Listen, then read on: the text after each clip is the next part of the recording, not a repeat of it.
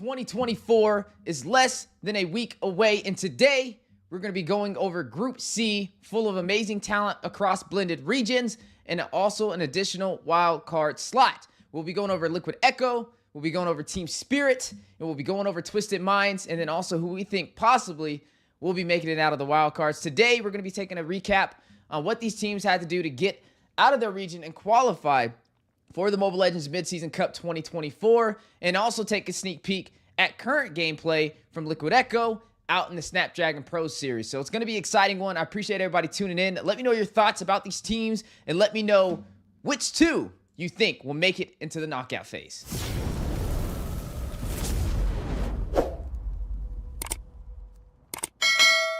And here we are, like we said, Group C, Liquid Echo, Team Spirit, and Twisted Minds. I've been waiting for a minute to be able to break these ones down, and I'm super excited about it. Like I said, Liquid Echo, one of the top teams in the Philippines, the top team in the Philippines for Season 13, able to take down AP Bryn and able to close out the Grand Finals with a 4-0 sweep. Everybody knows the players, some of the top in the world, M-Series talent holders, 2 times M-Series talent holders, as they do have Carl TZ, who is inside the jungle. Sanford, who in my opinion is one of the best XP laners in the world, if not the best XP laner in the world.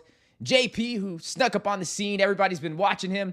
Everybody's been keeping a close eye and says he's a secret weapon, a great roamer, a great addition to the team. Benny Cutie, who's been dominating as well inside of that gold lane. Sanji, who you guys got to see in that amazing engagement to close it out and take down the base crystal all by himself with that Valentina in the mid lane. It's going to be an exciting time, and I can't wait to see how these boys fare off out there in MSC 2024. Currently, they're competing in the Snapdragon Pro Series. They did take a loss to CFU during their group phase, but they had their decider today, and supposedly they were able to push through 2-0 and earn that back up against CFU, so we will be watching that today. But like I said, they are a powerhouse team. During the regular season for MPL Philippines Season 13, they had a really good run, not as high as Falcons AP Bryn, but came in second place, tied up with RSG Philippines, who is another team that I hope to see be able to make it to the international level as well, as they're definitely full of talent. But we'll save that for another day. Today's all about Liquid Echo. As you see them in the regular season, they did take a couple of losses. They lost to AP Bryn. They lost to, hold on, that's the wrong team. They did lose to AP Bryn, so that is correct, actually. They tied up with Evos. It looks like they, other than that, they had a pretty decent series. And so I'm excited to kind of see them play it out. Like I said, tied with second or third place. In the playoffs, though, started inside of the upper bracket semifinals, went up against RSG Philippines, got the 3-0 sweep, then got to face off against Falcon AP Bryn, which in my opinion was the best series in the entire playoffs for MPL Philippines Season 13. It was 3-2, went the full ride. Liquid Echo was able to push forward, though, into the Grand Finals, the first one to earn that Grand Final spot, knocked down Falcons AP Bryn into the lower bracket, where they were able to take down RSG Philippines and then move on forward to the Grand Finals, and that was a best of 7. Ended up ending in a 4-0 sweep in Liquid Echo's favor. The sweep was crazy, though. I wouldn't have predicted that. I would have thought AP Bryn would have at least took 1 or 2 games from that, especially after seeing them in the upper bracket finals, but it seems like Liquid Echo cracked the code. We did watch that, though. We got to watch the semifinals and the grand finals, so we're not going to be covering that today, since we covered that in the previous video when we went over Group A. If you guys would like to check that out, make sure you guys look at our channel. Go look at the Group A live stream, and we did watch every single one of those games. But today, fear not, we are still going to be covering a lot for Liquid Echo, as they're still actively competing out in the Snapdragon Pro Series. So we are going to be taking a look at that right now. Up against CFU, this is Group C. This is the decider phase for whoever moves on forward into the challenge season. So that's what we're going to be watching today. Let me know what you guys think about these teams. Let me know what you think about CFU. They're also, no, they didn't make it into the MSC. I believe CU soon made it instead. But they had the best run for their region out there up against CU soon, but they lost inside of the playoffs. So you hear your boy Gideon over there casting. Much love to my boy Gideon. And I appreciate everybody tuning in today, man. Yeah, it's going to definitely be an exciting one for sure. But we have seen the Frederick Band as well as the Boxia really want to limit down Carl TZ's playing playmaking capabilities, or at the very least setup mechanics. Minotaur is still out in the open, very classic. So we got the Farza, the Roger, the R-Lot for the side of Liquid Echo. I like the way this draft is going so far. They banned the Luyi, they banned the Angela, they banned the Faramis, double support ban, crowd control, and there goes that Ling ban. A lot of teams have been picking up that Ling. First picking up the Barats and then comboing it with the Ling, so maybe that's the idea behind that. Maybe CFU has a really good Ling on their side. But we'll have to see how it kind of plays out. Very peely composition. Okay, when it comes to the glue here, I saw a couple changes coming into play. You called out the Julian. I feel like this glue isn't exactly that super strong here if you know how to kind of... I've been waiting to see CFU for a while too, so I'm actually kind of hyped about this. CFU, they played in MPL Cambodia Season 6. They had the best run in the regular season, but got shut down in the playoffs, man. I don't know what happened to them in the playoffs. They lost to CU Soon super early, and then they lost to D-Roar Legends. Were knocked out entirely from the playoffs super early, man.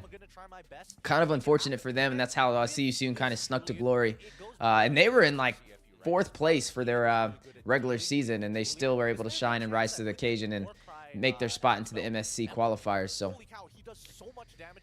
let's see what happens. Minotaur picked up by our boy JP. We know JP is nasty on the crowd control roamers. I think he's better on that than trying to go the sustainable method. That was kind of tested out in MPL Philippines Season 13 Grand Finals and the semifinals. The Minotaur is a secret weapon for him. You definitely don't want to sleep on it. There are some answers, though. I like the Martis, the anti-crowd control. Definitely work in his favor with the motor coils. The Valentina's good. Could take the Minoan Fury, so it's double set potential. Could take the Feather Airstrike for the artillery. The Claude can definitely close the distance on a Farza as well. So it's a good counter. Good knockup from the Edith to counter the Farza on top of that in the glue. I think both sides have some fluidity. The thing I'm kind of keeping a close eye on, though, is this Julian, right? This is going to be Julian in the jungle. We got to see Kyrie pull out Julian in the jungle. I want to say it was the grand finals for MPL Indonesia Season 13 up against who was it, Evos, if I'm not mistaken. And now we get to see it this time on the side for Liquid Echo with Carl Teasy spearheading it. So let's see how this goes, guys. Jumping into game number 1 of the Snapdragon Pro Series, Day 5, Match C, best of 3. One team moving forward into the challenge season. Will it be CFU out of Cambodia, or will it be Team Liquid Echo? On his own mirrored purple buff. Oh, it is going to be a revenge match for Team Liquid PH, right? Like, they have to win this. Yeah, this is a rematch. They did lose to Liquid Echo. So we'll see how it kind of rolls out. What's up, Ibrahim? Appreciate you tuning in, brother. NPLPH champion we're talking about. Yeah. Interesting. All right, let's see what Benny Kudu got. We know he's good on these aggressive assassins. Gonna make sure he's gonna have some extra attack speed, and he's also going for the quantum. Wonder if he's gonna do the CW way. CW usually is just silent but farms, since able to kind of scale through the time to get the objectives. We'll see how Benny Cutie kind of plays it out, though. Speaking of which here, Detective here is able to steal a trap up top. So that's Oh! Carl Teasy already? Takes down the glue. Too aggressive. Beautiful stuff coming up from Sanford, right? Sets it up with the slots. Hand size to make Ooh, 2v1, maybe able to get another Z. Gonna stop them from stripping down all the gold off the turret, but they took a decent amount. They already chipped it down to about 45% HP, so. It's your birthday. Happy birthday. I'm done. Hey, man. That's awesome. Hopefully you're having a great day. All right, Waddy, you fell once. Be careful. You're going up against Sanford, baby. Sanford don't play around. Yeah, oh, the enhanced chains and that knockup. Yep. Too much crowd control. Interesting. So we just chained CC'd Wadu to death. So help me out here, guys. Is new patch out? Are they playing new patch for Snapdragon? Damn. JP just got tossed in the sauce, baby. Ooh, big knockup, though. Carteezy still trying to find a way in. Does have the enhanced chains and swords. Feather Airstrike for the artillery. Cancelled out by the final slash from Sanford. Able to get the turtle. Sanford doing it all. Detective will fall.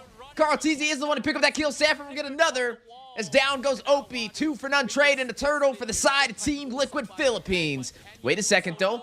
Split. The grab. Wadu catching Carteezy, but now needs to get out of there. Wings by wings to close the distance. Hits him with the stun. One more hit. Enhanced chain knockup And Carl Teasy with the finishing touches will take down Wadu. 3 members falling in that engagement. 4-1 on the scoreboard. Team Liquid P8 in the lead. Benny, chill, bro. Woo, he was about to like it, pounce the mess out of him.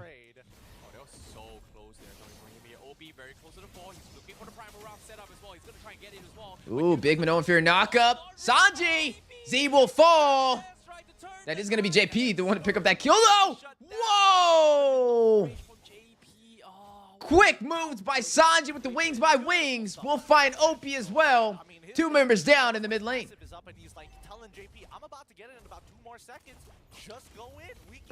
Is this new patch? Is this new patch, Luke Zach? Appreciate y'all tuning in.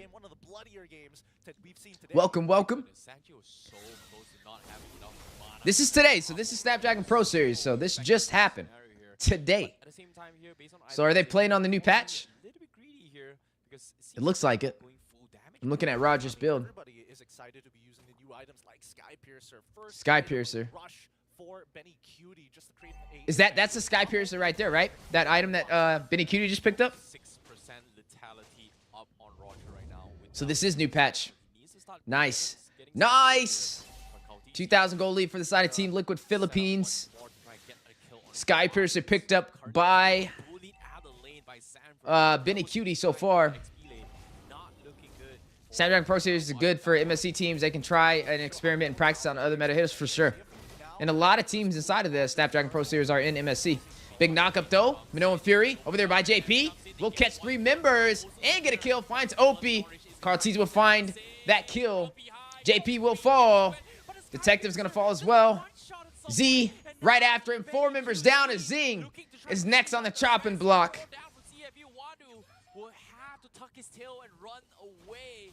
Tries to secure the purple buff, but Kaltizi is here. He's looking to try and set up for the team here. Sanford is there, but I don't think they have damage. He needs to run away. Sanford still holding on. He's getting peeled away slowly but surely. So far, 10-2 lead. Liquid Philippines dominating. That's what I was saying, man. There's the way that CFU took him down. That's crazy. Because this is looking like a one-sided story right now. Everybody was talking about how bad CFU beat Liquid Philippines, bro. They were trolling. Ain't no way. I need to go watch that game because I don't know how they beat them in the initial Group C match, the first one, the opening match. That's what a lot of professionals have done when Julian was first introduced in the meta. But considering everything, right? CFU is getting slapped around. High tempo composition, heavy around the snowball, plenty of damage. I mean, they gave JP his comfort pick though, bro. They gave him the Minotaur. They're crazy for that. Yeah, but danger here. CFU, they're now 4K net worth behind Team Liquid. Just 6 minutes game. What a huge lead. Yeah, 4,000 lead. 5 minutes and 4,000 up. That's insane. Look at Kaltizi. Like, he doesn't really care if it's extra. That's criminal, bro. That's criminal. Absolutely. He's not prioritizing these objectives because how The airstrike on his Zing. We'll possibly hit him with the stun. Hits all 3 of the airstrikes. Minoan Fury, though, for the knockup. A response back by JP. The IMU is not enough to stop. Team Liquid Philippines' OP will fall. Benny Cutie getting the kill. Carl Teasy getting the other. Won't find Z. Detective falls. OP and Z. 3 members down for the side of CFU Gaming. Team Liquid Philippines still on top. Dominating this game with a massacre 5,000 gold lead in the making and a turtle to top off these objectives. You got Sky Piercer. I ain't wasting the extra auto attack. Really good stuff coming in from TLPH, and I think that CFU game is committing a little too hard to a lot of these plays. Oh no, Ooh, Blazing Duet goes in though. Zing caught out of position. 3-man rotation and Lycan pounce to finish him off by Benny Cutie. I think that's what, 10% right now? I think he's, is he max? 4 kills. 4 kills, no, yep, that's 10%. My goodness, 10% of your health and you drop like a fly, and it's only 7 minutes of the game. I need to read the Sky Piercer. Let's look it up. It really doesn't matter because CFU Gaming, they don't have the... Let's look up what it does. Right? A majority of their damage, a majority of the defensive items going into Radiant Armors here. A lot of MR, I'm not seeing a lot of armor. Okay, OP dropping down to his half HP here. Benny QT doesn't want to try and make a 10 here. Sky Piercer. After dealing damage to an enemy hero, executes the hero if their HP is lower than 6%. But the airstrike is going to drop down. Z forced into the tier 2 turret. Detective trying to close the distance. Use the mortar coils. And there's Yours Wrap trying to clear that last minion. Minoan and Fury dive from the side of Team Liquid Philippines. Benny Cutie will get the alley-oop for the kill. Finds the detective and takes down Opie. A double kill. Maybe able to get the triple. Z will find Sanford to respond back. But a triple kill by Benny Cutie as he shuts down Wadu. Takes the tier 1 and the tier 2 combination. Liquid Philippines with the 7K gold lead. All right, let's continue reading this. So, after dealing damage to an enemy hero, executes the hero if their HP is lower than 6%. Gains 10 stacks of lethality for each kill and loses 30% current stacks for each death. Each stack of lethality increases your HP threshold of the execute. Damn. By 0.1% for 60. Oh, shoot. Uh-oh. Another massive engagement. Opie trying to get away. Lycan pounce in. Feather airstrike as well by Sanji. Able to get Opie. Maximum distance artillery. Wadu on the split trying to get back to safety. Mid lane wide open for the taking. Vinicuti will find Z. They're going in for more though. Like sharks in the water, smelling blood. Detective responds back, takes down JP. Vinicuti, an eye for an eye, leaves the world blind. Will find Wadu. 4 members down for the side of CFU and an inhibitor turret. Team Liquid Philippines has opened up the base. May go in. Opie by himself can still play. Dodges the final slash. 1 minion, 1 chance, 1 opportunity, and a full wipeout on CFU Gaming. Team Liquid Philippines takes game number 1. Woo-wee! 30 seconds. Thumbs up from Sanford. Approval from TLPH. The Let's go, baby. Part 1 has Let's go, baby. Now for the finale here. Team Liquid. Y'all know what time it is. We mentioned it. Liquid Philippines time, baby. Definitely need somebody to be in the front lines here. A very, very strong front line. They tried to compensate with the Mortis in the previous game, but this time, Fredrin... What's Benny's emblem? You need it? I know. I saw that. I don't know what emblem that is. They have to go for a strong EXP. So Sky Piercer can execute a hero if their HP is lower than 6%. Do you have to tap it? Like you have to tap it like an execute? Is it like a press button thing or does it just do it by itself? So I guess you gain 10 stacks of lethality for each kill, but you lose 30% of stacks for each death. Interesting. 28 kills in 9 minutes. I really need to see this. So notes for Sky Piercer. Argus cannot be killed by Sky Piercer's unique passive. Lethality during his Eternal Evil state. So if he's in his Eternal Evil, he can't be killed. Carmilla, Curse of Blood does not share the execution damage from the passive. Nana can survive the execution damage from her passive. Melina's Gift. Rafaela, the deity penalization, can activate unique passive lethality. Zax's Nightmare Spawn can activate the passive as well, independently from Zax itself, so it can actually be used on his ultimate. Vexana's Undead Knight is unable to activate the passive with his own attack. Unique passive lethality has a cooldown, half a second. Huh. Interesting. Meta shifting, boys. It's shifting. Right now, a little bit. He doesn't exactly have the escape mechanics necessary. He just has the base damage to just kind of stick very. All right, 1 up for the side of Liquid Philippines. Remember, this is only best of 3. It's the decider stage for Group C of the Snapdragon Pro Series AP, baby. Slightly better in these cases, but I think overall it doesn't really matter what they pick because it feels like a very sustained comp coming from Team Liquid PH, but it looks like it's gonna be Masha, huh? They bring in the Masha to try and chip the bird. Look at that Yuzong, man. He's looking spicy. Like when Masha was kind of broken. Yeah, all right, Moskov, Benny, Cutie. Should be pretty solid with it. The Farza again by Sanji. Not worried about the Valentina at all. Akai in play. This will be interesting. It's good for Z. Z has some good ultimates to work with, so. Much more 50-50 draft compared to game number 1 here. CFU, they have to pour their hearts and soul against this if they want to have a chance for the Big Floppa, the fact that Team Liquid Philippines made them worse than CFU beating them 2-0. I gotta go back and see how CFU even beat Liquid Philippines, man. I'm really, it's like piquing my curiosity. End of this series, one of this team will be eliminated. Everybody said that they threw that game. You think they threw? So it is going to be a very, very intense one, and I hope CFU Gaming, they are going to be able to give us a good game.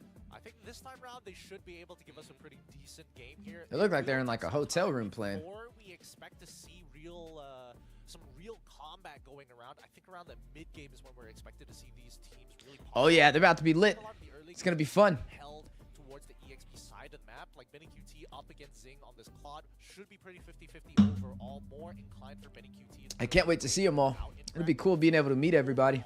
I think the biggest It's a technical pause, huh? lane, right? Like Z's job last time, it was difficult because up on two different sides of the map. All right, here we go. Be closer towards that EXP. Sorry, same side of the map as TLPH also. Oh, JP. Ooh, big knockup. Early aggression from the side of CFU Gaming. OP They are going to be able to scare does rush in. CFU. Needs to be careful though. Very low. Carl Teasy on the chase. Knows he's low HP.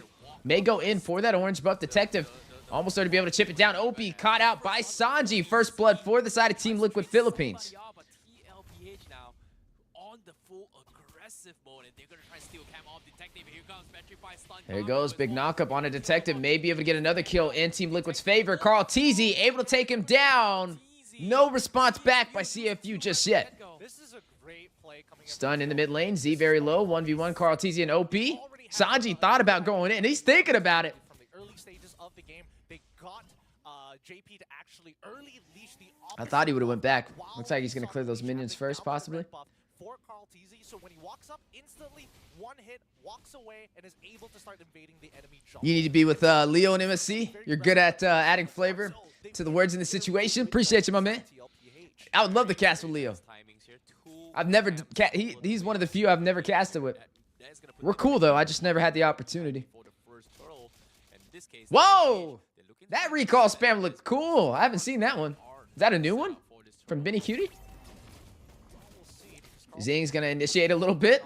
Both of them have a little bit of mobility at their disposal. Instantly wants to be right on top of the turtle. He knows that CFU Gaming ain't gonna waste any time. Carl Teasy not gonna waste time. Is gonna go in for this objective play. They're up 2 kills and now up a turtle against CFU Gaming. 1,000 gold lead, 2 minutes in. We got to see a snowball in game number 1 and maybe the same thing in game number 2. Not able to take the purple buff, but a good try by Sanji with the feathered airstrike. Talk about map awareness. And when the red tree is down, Carl Teasy walks into your jungle. What are you gonna do about it? Did he get it? He got the camp, but Carl Teasy His farming is so good. This is a free buff for him. Look at him. Carl Teasy's such a bully with the Sakai, bro. Contest this buff. As soon as they do, he has an angle to punish. 8 seconds cooldown retribution for the Sound of the dog for the Roger. I gotta hear it. We will see you soon in MSC Weezy. You deserve it. Though, hope you can go to M6 too. I hope so. Fingers crossed. But I really appreciate it. I'm just humbled just for MSC, man. If anybody goes to M6, though, I'd be glad to be selected. But I wouldn't mind if they selected Private because he's not going to MSC, you know? God, I want the love to be spread across the board. I think since me and Trex are going to MSC, maybe giving that spot to Private. It just seems like the right thing to do because he's been working really hard, too. I mean, their laners are fine. Then Detective I'm hoping all NA can be seen, you know, in the international light. I can't use my retry if not I get invaded. Like, he's the only person who's All right, guys, so far, 2-0 lead by the side of Team Liquid. Not too high in kills. Sky Piercer picked up by Wadu on this Masha. Everybody's going for the Sky Piercer. Only 1,500 gold. Speaking of objectives, big knockup. OP will fall. Feather Airstrike and the Earthshaker combination. The alley-oop assistance by JP into the hands of Sanji, picking up his 2nd kill of the game. Carl Teasy again on the invasion with the Akai. We'll take the purple buff. Still in everything in the side of CFU's jungle, trying to starve out Detective. Sanji knows that as well. So unlucky for him, but TLPH setting up camp in CFU Gaming's jungle. Carl Teasy just stole another camp off Detective. OP. He needs to set up a play, but they just don't have the damage. Black Dragon hovering around. Possible play by Sanford. Just going to scout out some information. Letting CFU know he's there. eyes in the skies, and a turtle in the hands of Team Liquid. Carl Teasy able to pick up the second one. Spirit Destruction from a mile away over there by Benny Cutie, letting him know he's there as well. Not just a black dragon in the sky, but a Spirit Destruction at your head if you're not careful. Aware of everything, and even Benny Cutie oftentimes is using the spear to try and steal the Private is the only one left who also deserves an international casting slot. Both Trex and Weezy deserve. Yeah, for sure. We got a lot of good casters though. We got like UA too. I mean, there's other casters on NA that I hope get to the international level as well. I think it is. Yeah, Private wasn't able to go to M5. He did get selected for M5 though. Maybe he goes to IESF. You know, that's right around the corner too, right? Ooh, Sanford. CFU giving it their all. We'll find their first kill. 3-man rotation. Do we see Liquid Philippines get a response on the bot side, though? Feather airstrike by Sanji, trying to clear those minions, but caught out of position. Hit with the knock-up, and Detective will deal some damage, but the last hits go over to Wadu with the Thunderclap. 2 members down for the side of Team Liquid. Bot side, not able to take that turret, but Sanji was able to delay the objective play on the top lane as well. So neither side able to find a turret. Heavy spin by Carl TG, trying to get a pin on the wall. Will be able to get back to safety, making the most out of that heavy spin. Gold leaderboard, we are looking at Benny Cutie in the lead so far, trailing right ahead of Zing on this Claude. Sanford's YZ is a big win if he gets it. JP's Minotaur is a big win if he gets that. I'm assuming they banned the Minotaur.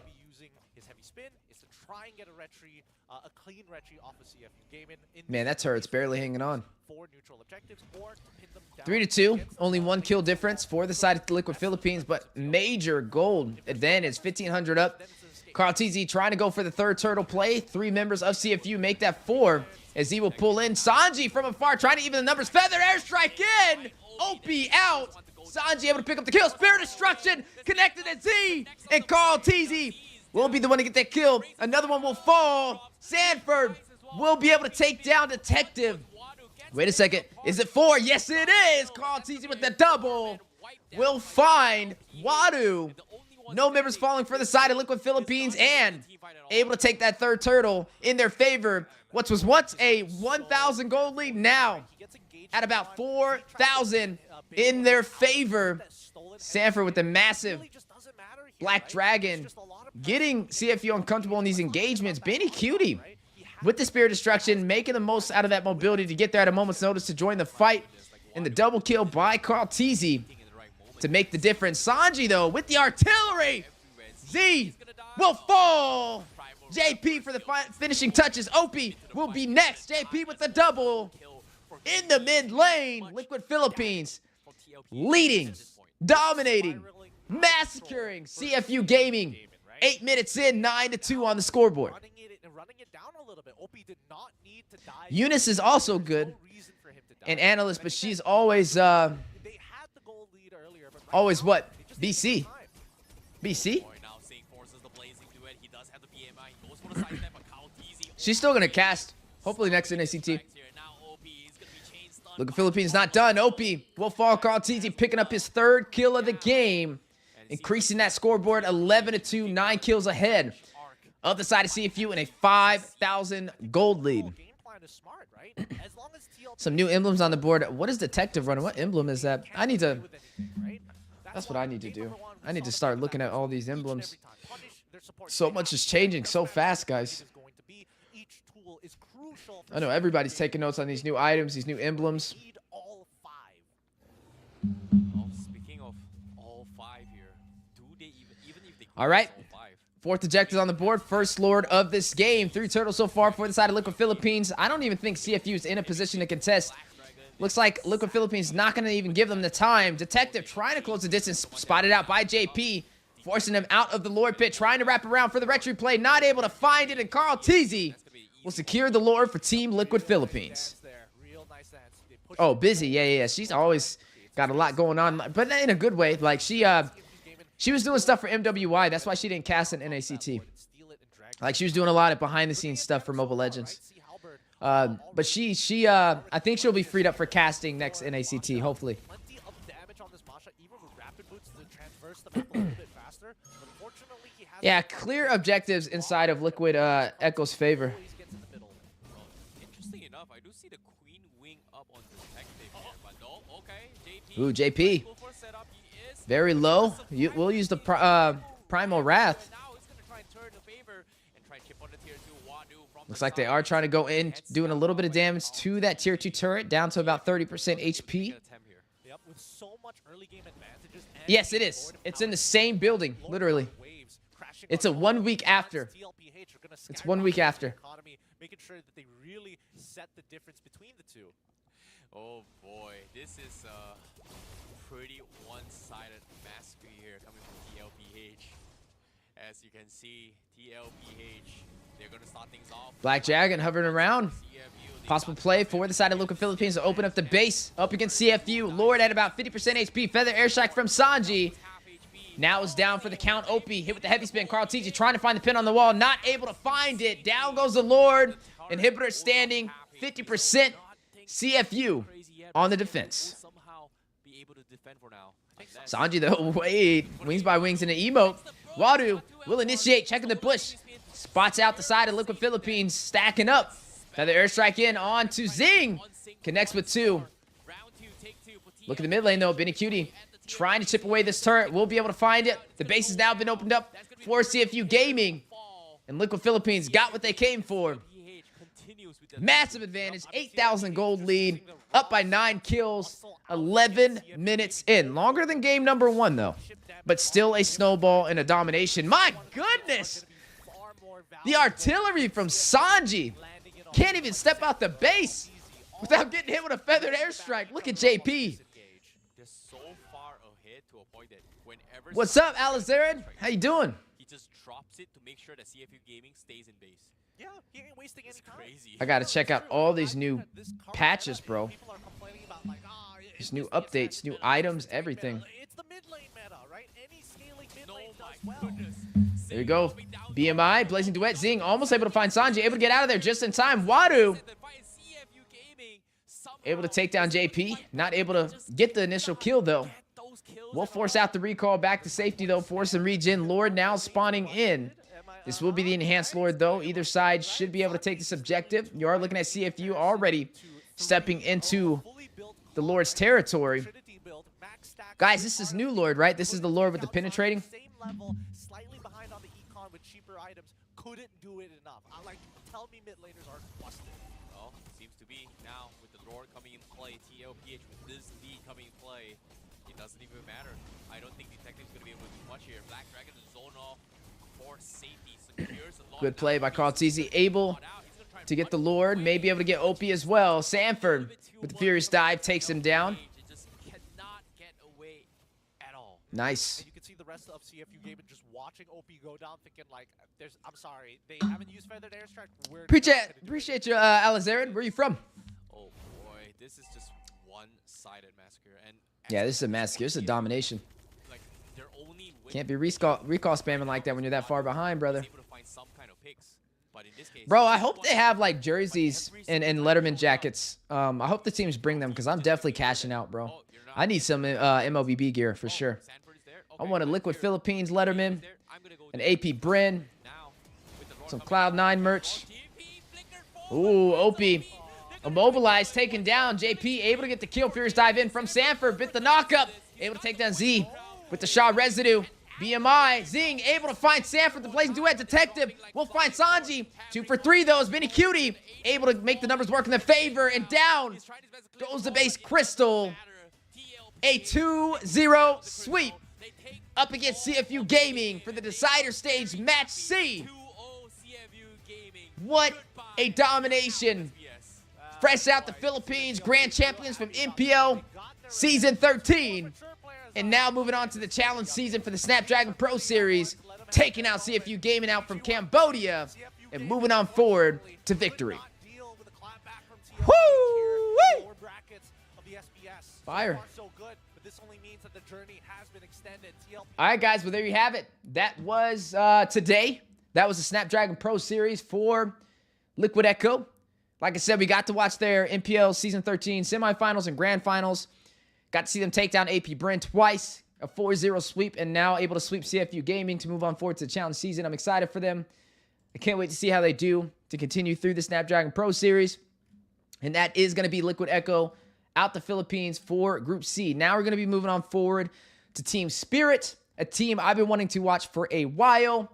They're definitely some heavy hitters, and they've been around for a decent amount of time, all the way out from Russia and Serbia, with a lot of familiar names on their team. Kid Bomba, one of the spiciest XP laners. Sunset Lover, you know how he dominates in the mid lane. Hiko, who is the gold laner for them as well. Sawa in the roam position, and then also the jungler, Marl. So we'll see how this goes for the side of Team Spirits. We got to see them MLBB Continental Championship Season 3 is what we're going to be watching, though. We're going to watch their grand finals match. Supposedly, it was full of bangers. I got to see a little bit of a sneak peek on Clippers channel, and it was looking fire, man. So I'm actually really amped up. I've been waiting to do this one for a while. I can't wait to see them go up against Cloud9.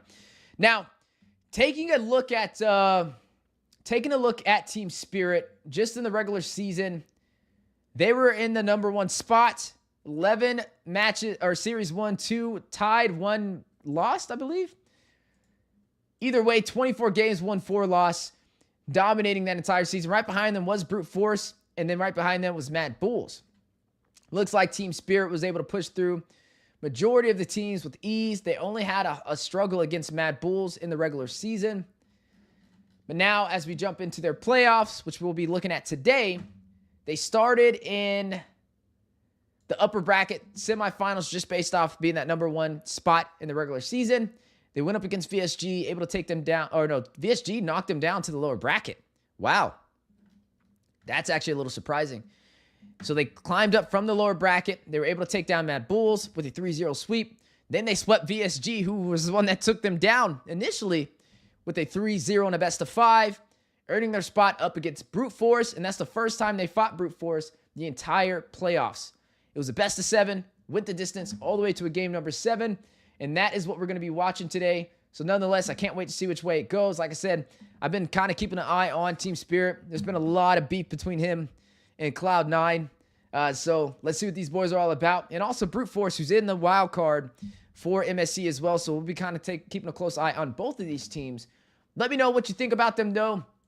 Who do you think is better, Brute Force or Team Spirit? Do you think Brute Force will make it out of the wild cards? Do you think it'll be Homeboys instead? We're going to figure that all out today, and I appreciate everybody being a part of today's stream as well.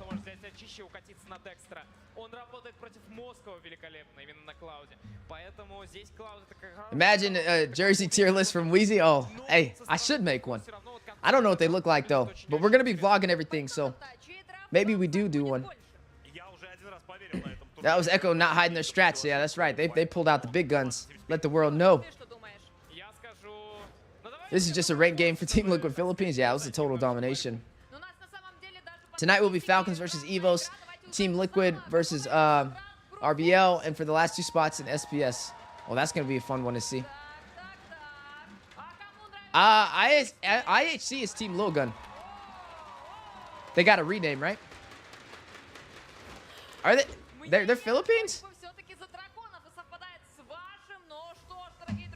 I don't think so. All right, here we go. Brute Force Team Spirit.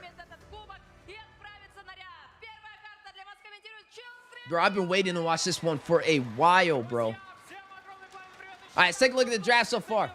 Let's look at what we got on both sides. The Boxia picked up by Marl for Team Spirit. Up against Mashiro on the Fredrin. I like the Fredrin better. Moskov going up against a Claude. Both of them valuable options, so I like both sides. Arlot from Marbin. This is going to be an Arlot in the XP lane up against the Terizla. Both of them really good. The Gord, you know, the Gord has amazing crowd control and burst damage, so I think that's pretty decent. I like the Luyi a little bit better, though. I'm not going to lie to you. The Kai. The Kai put in the roam position, a little sketch. A little sketch for me. A little sketch for me, I'm not going to lie to you. But I guess it can zone out the box here, so I guess that's the game plan. So I guess it works for this situation.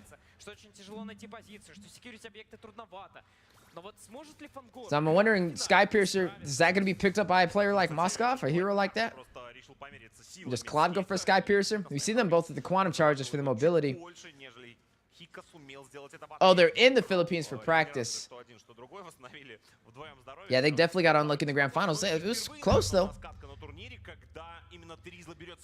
You think Coach Bren was in Team Spirit's lineup as an analyst and he dissed RQ for MSC? Ooh. I don't know. It probably is on Wikipedia if that's the case. All right, let's see. Both sides ready to fight it out on this turtle. I like it already. The rotations are decent. Neither side has found a casualty. Aggro from the turtle has been pulled by the side of Team Spirit. Quickly bursting it down. That is going to be Morrow able to pick it up for Team Spirit's favor. One objective on their side.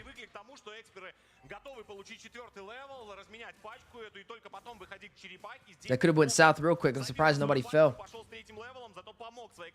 That was a quick turtle play, though, by Team Spirit. They're not wasting any time.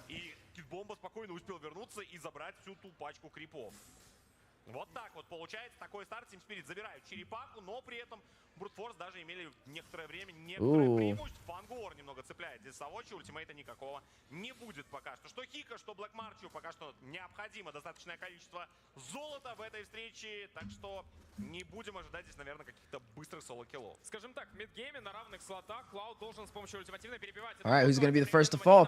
Mystic Gus, 3-man rotation on the Morrow. May be able to catch him out. The jungler falling for the side of Team Spirit. Marvin able to get that kill. XP laner for Brute Force. Trying to even out losing that first turtle.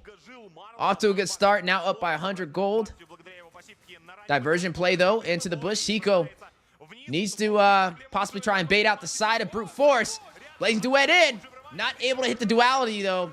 Sunset Lover not finding the mark he was looking for, but the numbers are there for Team Spirit, 4-3. Neither side will fall. And it looks like both sides are going to disengage. Final slash in, though. Marvin is going to hit Kid Bomba. Hiko still trying to hold off the push from the side of Brute Force on this turret. It's true. IC is in the Philippines now. They faced Echo 2 times. First match, Carl TZ used Estes Jungler, and second match, Carl has used Navaria. How did you get that information? Like on stream or something? Are they streaming it?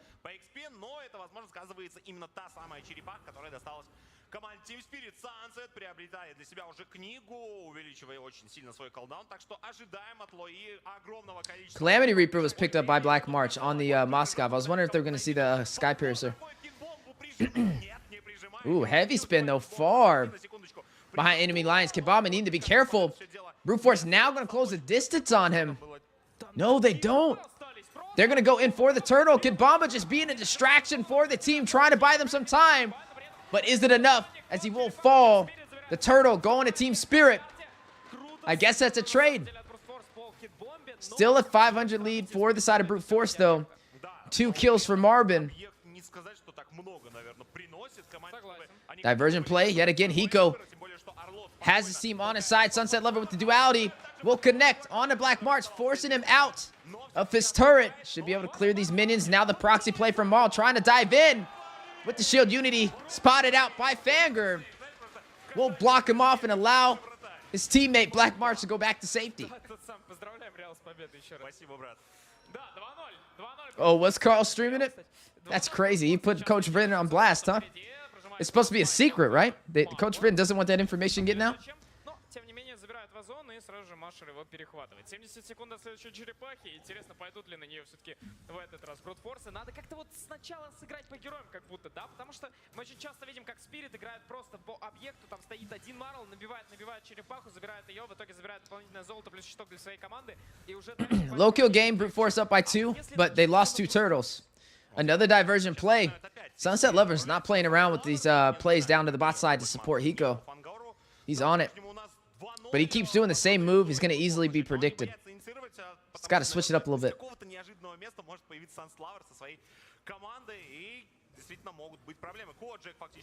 The Terizla is good against the Lu Yi because the anti-CC with the execution strike.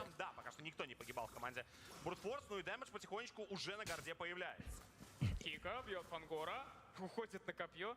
Так, а здесь... Whoa, Sunset Lover. Whoa, whoa, whoa. Просто проверял куст. That would have been crazy. Trying to proxy diversion behind the turret. Кстати. That's nuts. Да, не попал там ровно в куст, то какой-то большой мисс. That's why the Louis is so dangerous for moves like that. If he would have pulled that off, that would have been crazy. Но мне кажется, спокойно, опять же, Team Spirit будет забирать этот объект. Фангор потратил флик, потратил ультимейт, никого не забрал. При этом выбил флика Sunflower, но Хика на Ooh, Blazing Duet in. Hiko will be able to find Black March. You are still looking at Fangor in position. 2v1 situation. 50% on this turret, but no minions in play for the side of Team Spirit. Turtle spawned in. Morrow. Mashiro fight it out. Kid Bomba. And Marvin joining the party. Mr. Goods from far. From Kojic. Cancel that by Morrow. With the tortoise pursuance. Now rushing in on him. Trying to close the distance. Maybe able to take him down. The slow. Too much to deal with. Able to get back to safety in the tier 2. For some security. Mashiro will be able to get the turtle for the side of Brute Force. Fight not over though. In the mid lane. Marvin. 2v1. A lot going on. And a turret falling. For Brute Force. Team Spirit able to claim it. Sunset Lover finding Marvin. My goodness. So much going on. All at once. Diversion play. Sunset Lover. Always looking for the opportunity. But with that turret falling in the mid lane, a major advantage for Team Spirit. Coach Brand, no more, is not on a contract with RQ. I don't know much about Coach Dell with R8. Why they resulted in illegals? Yeah, I heard about that. I'm sad that they ditched this Dota 2 coach from M5, and I'm sad that Magister left Team Spirit. Now with Marl, man, I don't think they'll win MSC. Oh, is that Marl? Yeah, Marl's new, right? So Magister was replaced by Marl? Magister was the previous jungler? Mr. Worldwide. Of course. Mr. Legality. No, I'm kidding, bro. All love to my boy, Coach Dell. He helped out Outplay back in the day. Wasn't it Outplay that he helped coach? I'm trying to remember. I think it was, though. They just didn't have enough time. All right, both sides fighting it out. In the mid, Mashiro very low. Kid Bomba trying to deal the final touches. Marvin not able to escape the execution strike. Kid Bomba able to get the kill. Hiko will find Marvin, though. 2 members down for the side of Brute Force. And climbing. Fanger able to get back to safety in the tier 2. Very aggressive playstyle from the side of Team Spirits, leading the way up 2 on the scoreboard and 2,000 gold up against Brute Force. And now shifting focus onto this Lord. Yes, Steph, I'm rushing, and Magister and M5 brought Disvolts to top 4. Now with Morrow, you don't think they'll be in the top? Dang, is it that big of a difference? Outplay did have him, huh? Yeah, I had a feeling. I was like, yeah, I remember that. Unfortunate, bro. Well, how long has Morrow been with the team? When did Magister leave? Ну и перемещаются туда, да, дожидаются лорда, будут одновременно пытаться подводить как-то крипов, будут пытаться забирать все Т2 ТВРа на карте. 3,000 gold lead for Team Spirit now. Чтобы улететь на телепорт и потом отпушить линию, вернуться на Декстера обратно. То есть это сплит 2 линий получился бы за счет одного ультимейта Лои. Но сделать это не удалось, потому что у Лои тоже есть определенный рейндж использования абсолютного умения. В это время забирают вазона Кика. Марл уезжает. Ooh, Marl's gonna initiate. Увидели Марла, Машер нападает на него, имеется таун. Now going in for the play on this orange buff. Now invading Brute Force's jungle, trying to starve them out. Need to be careful, though. Marvin ready to take the fight. Use the final slash to initiate. You're going to see a turret taken on the top side, though, with the Lord. Kojic will find Hiko. Sunset Lover, need to be careful. Black March, chunking him down. Lord still intact, though, top side, taking down the tier 2. Good push by Kid Bomba with the separation. Так что Т2 ТВР на нижней, на центральной линии. Такое ощущение, что могут игроки команды все-таки сохранить команды. Brute Force смещается Орлот на бот. Там, видимо, раскастует сейчас моментальный ультимейт по этим крипам. Не будет стесняться ни в коем случае. Но Хикана действительно скушали быстро. Но все это будет по фикшенам. 3 of the members from M5 left? Really? Damn. Появится именно ветер природы. Появится антифиз. That's like over 70% of the team. They have Coach Rin, though. Looking solid. Who all has Coach Rin coached? I need to look him up. Let me check it out. Ooh, big play though. In the mid lane, heavy spin. Trying to catch somebody out of position. Black March will fight Sawo. Hiko taking out Fangor. Another kill. Kid Bomba finding Black March. 2-for-1 trade. Team Spirit's favor. Diversion play. 3-man rotation. For the proxy into the mid lane. Not going to find the opportunity. Marvin trying to get away. Morrow. One more hit. Make that 2. Make that 3. What is going on? Final slash. He's just toying with this food right now. He is toying with this food right now. 3 members down for the side of Brute Force. Kimrun is the shot caller. Bro, Kid Bomb is hilarious, bro. I got to see his live stream to the NACT Grand Finals. Oh, was it in the description for their team?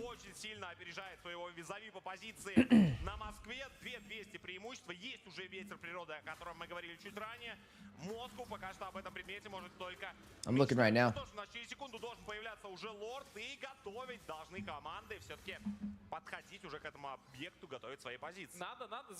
He's not listed as their coach for Team Spirit. They got Coach Lil, and their CEO is Chesser. Coach Lil is from Russia. That's who they have registered for MSC on Wikipedia. But you're saying on YouTube they have it different? I didn't know they could change it after that.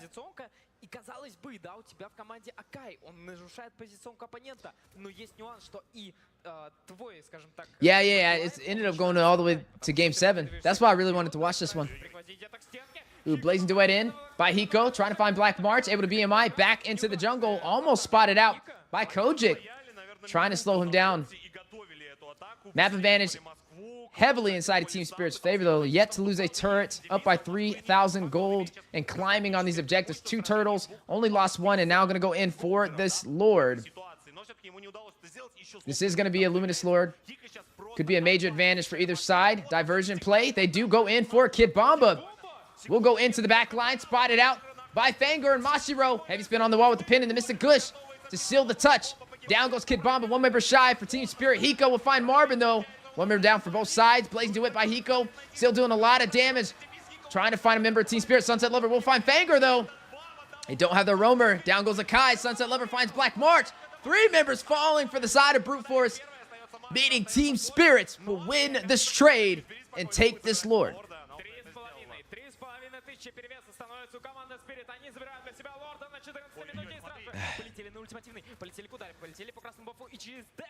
He's their analyst, huh? Oh, they just didn't list it on Wikipedia. You didn't like Trek's comment on Sunset Lover? He said he's overrated and weak mid laner. He offended you? He said that? Was it just clipped, maybe? I've heard a lot of praise by Sunset Lover. Maybe he just got clipped out of context. I mean, so far he's been doing good. I haven't got to see too much of Team Spirit, though, but this game has been solid. I mean, he's 3-0-3. I like the way he's been playing those diversion plays. I think it's been working. He sends Kimbaba to the back line to be able to get the kill. There goes another diversion. Ooh, Fredrin able to find 1. Hiko will fall. Lord able to take the inhibitor for the top side, based open for the side of Brute Force. Надо бы на самом деле вот как-то этот момент чуть подкорректировать.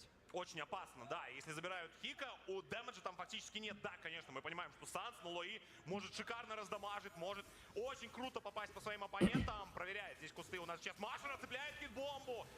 Here we go. Brute Force trying to find their opportunity now. Going to take the tier 1 turret, inching their way up the map, up against Team Spirits. Even though they're down, they're playing like they're ahead.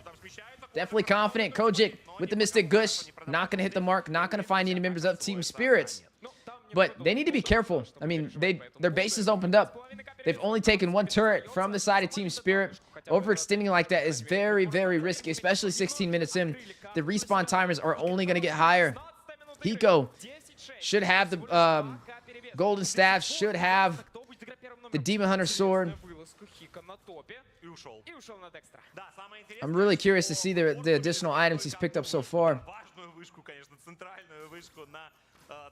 первую вышку на центральной линии, но при этом и все на этом. Все стоят, даже Brute Force is not a bonus team in the wild card. You don't think so?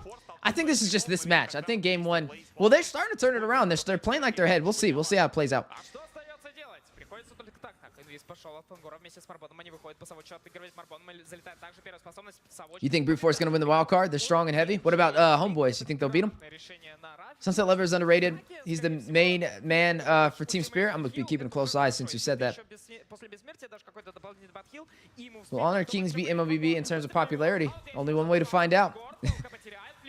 I know they're heavy competitors. Both sides fight it out. Here we go. Massive invasion into the jungle for the side of Brute Force. Flicker play in.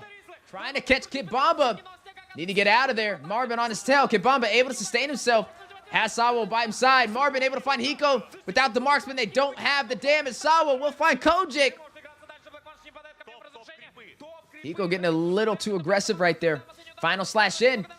Team Spirit Chills trying to take the fight. Black March will find Sunset Lover. Kid Bomba now stacking up on Marvin. He needs to get back to the base. He's comfortable though. He's confident. Now gonna go in onto Kid Bomba. 2v3. They're still taking the fight. Bro, this is crazy. Wow, Marvin is nuts. Final slash on tomorrow. Kid Bomba, execution strike in play, waiting for the opportunity to strike with the penalty zone. There it goes with the knockup. Kid Bomba, Masuro 1v1. Praises Rap. Couple hits left. Marvin, Masuro very low. Now needs to disengage. Fanger by himself. Black March joining the party. On the Moskov, has the damage. Sawo will fall. Immortality, proc, heavy spin. Everything on the table. Black March taking down Sawo. Kid Bomba may be next. Spirit Destruction. Barely missing. Kid Bomba able to live. Able to get out to safety. But a very close call. Nonetheless, though, Brute Force possibly turning this around. Now going to be able to take this Lord. Look at Morrow, though. Is going to go in for the retry play. Diversion by Sunset Lover. Morrow with the retry. Gets it for Brute Force. Duality goes in. Hiko finding Marvin. Mr. Gush from afar. Kojic trying to deal some damage. Not going to be able to take down another member. Two members falling. Marvin and Sawo.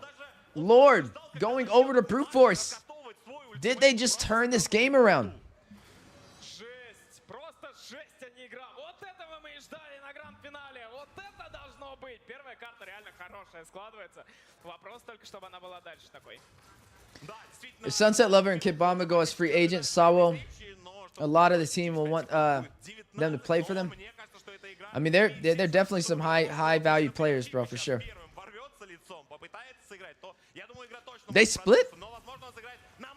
Or are you saying in theory, or did they split?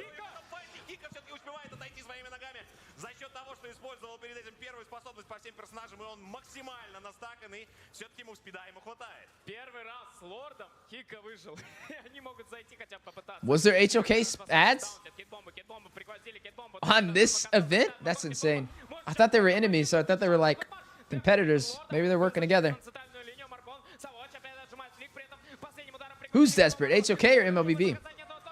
Ooh, big play. Masuro very low. Kid Bomba, Immortality being proc. Fangor. Need to get out there. Masuro will fall. Kid Bomba able to get a Hiko. Blaze Duet. The Black March. Able to deal the damage a little bit faster. Hiko will fall. His fourth death of the game. A lot going on. 10-13. High kill game for both sides. About to hit that 20-minute mark. Now officially at the late game. Look at the goal difference. It's neck and neck. Diversion back to safety, though. Able to get away from that Spirit Destruction. Black March trying to close distance on the Sunset Lever. You know he has late game damage. It's a ticking time bomb. This is where the Moskov gets scary. Fangor. They sniff him out. Trying to close the distance with the shield. Unity. Morrow will start the slow. Kid Bomber right behind. They're going to go in for the kill. Sunset Lever. Sawo right behind. Decides to disengage. A wise decision. Definitely don't want to use all their ultimates right there. Possibly sniffed out a bait from Brute Force. Not having the recon on where the rest of the teammates were. Theory. Okay. I was about to say Sawo splitting would be wild. You guys think there's going to be a lot of roster changes after MSC for a lot of teams? You think a lot of friendships are going to be broken if teams don't win? HOK ads before opening your stream, even in DJY stream? Before opening my stream? There was HOK ads on my stream. Late game Sunset in Moscow will hurt very bad. Yeah, that's what I was gonna say. Moscow will hurt worse than Sunset though. Sunset will be good on the crowd control though. Well, Hiko should be hitting hard too though. I mean, Claude's a late game marksman. Ube strat's pretty popular in this tournament. With the Rafaela and the Boxia. Damn, the crowd's going wild.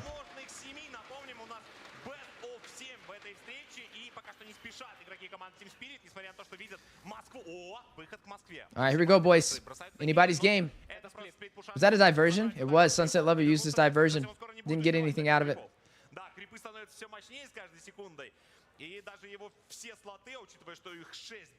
Tell you guys the real reason Private's not going to MSC.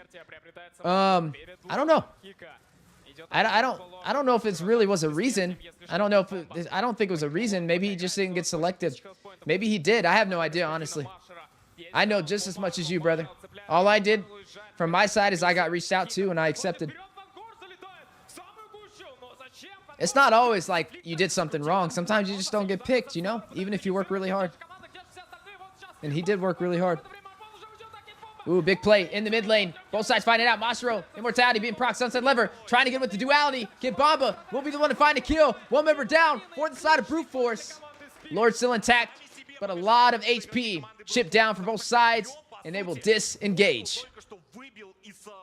What did Private say? Did he give a reason why he's not going or something?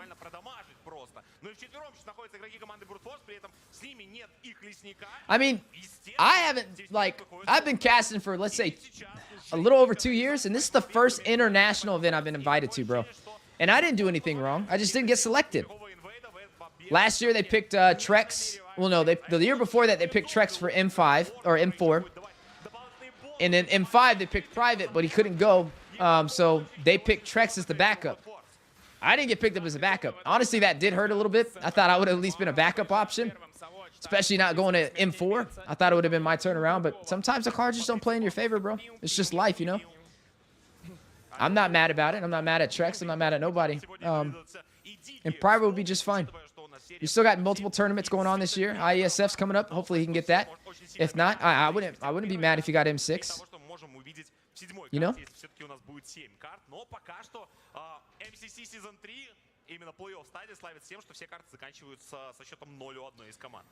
Weezy, I also want to know how you, Trex, Dancer, and Liz are taking same amount of diamonds Moonton.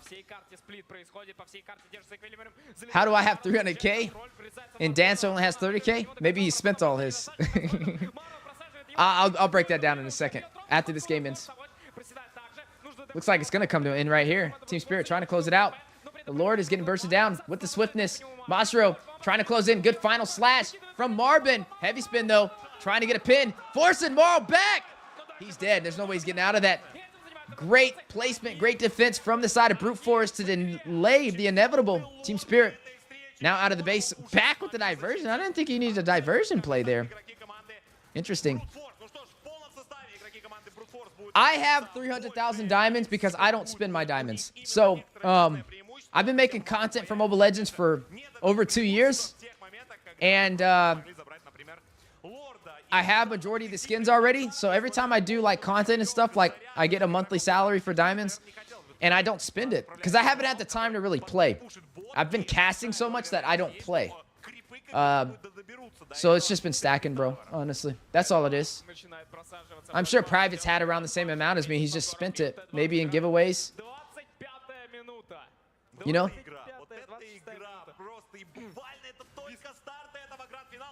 Also, I used to do the MLSA. So I used to host my own tournaments. And they would give me diamonds for doing that as well. So I did a lot more community stuff than Private did for a little bit. And that some of those diamonds I have are from that. So. But it's just diamonds, man. I mean, honestly, it's like I don't really play anymore. I just cast. So I don't like I had to pick one or the other. Ooh, good diversion. Catching Mashiro. Wait a second. Maybe able to get another Sunset Lover. Great placement on the diversion, leading to 2 kills in Team Spirit's favor. Marvin will be the next to fall. Vanger will be the last. Immortality being procced, and down he goes. And there you have it, a full wipeout in Team Spirit's favor. All credits to Sunset Lover with the high IQ moment. Definitely a highlight to go down in the books for him as they secure game number 1 up against Brute Force. You see the energy, you see the passion, and you see the eager for victory as down goes the base Crystal. Team Spirit taking game number 1 up against Brute Force. I like that game. That was good. You see what a Liu Yi can do? Godly. That's why Liu Yi is usually banned. It's exactly why Liu Yi is always banned.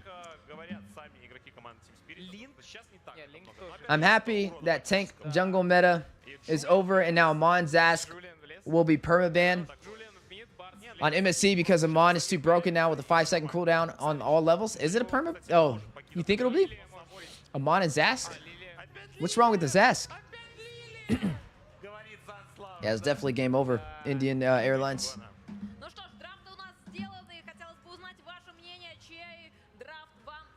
Is Naisu in MSC? He is.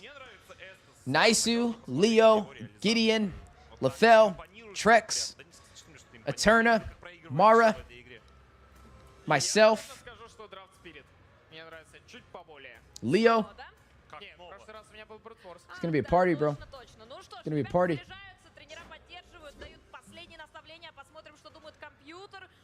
That's the English desk.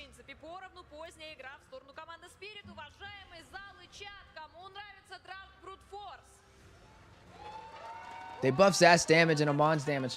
Bro, I've been trying to find this patch in game, bro. I just opened the game up. I'm trying to find it. I see new hero season has begun. I see that. But where's the patch notes?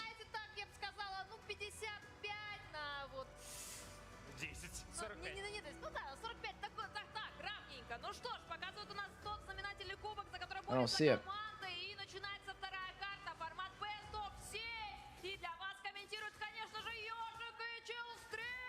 All right, here we go. Game number 2. And Wolf. And Wolf. Sorry about that. Yes, and Wolf. He'll be there too. I was trying to remember all the names off the top of my head. Definitely can't forget about the world's richest caster, bro.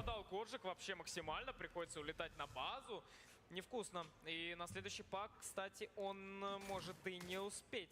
Поэтому вот уже старт для Team Spirit приятный. Да ладно, Эстас заберет себе спокойно крипов, форманет лишние экспы, хотя сам отходит даже немного от центральной. Think of Monster Squishy tanking jungle strong now because of the Thunderbelt. What happened to the Thunderbelt? Но вот нас сюда и переместили, мы все вместе можем посмотреть. В принципе, на эти события нет, не удается там все-таки забрать базон, и базон достается, да, команде Team Spirit, и крипа не украли, но все-таки Марл 4 должен чуть пораньше получить. И надо выходить, да, на эксп-краба, чем и занимается Марл, туда Машера не приходит, забирает для себя двойного.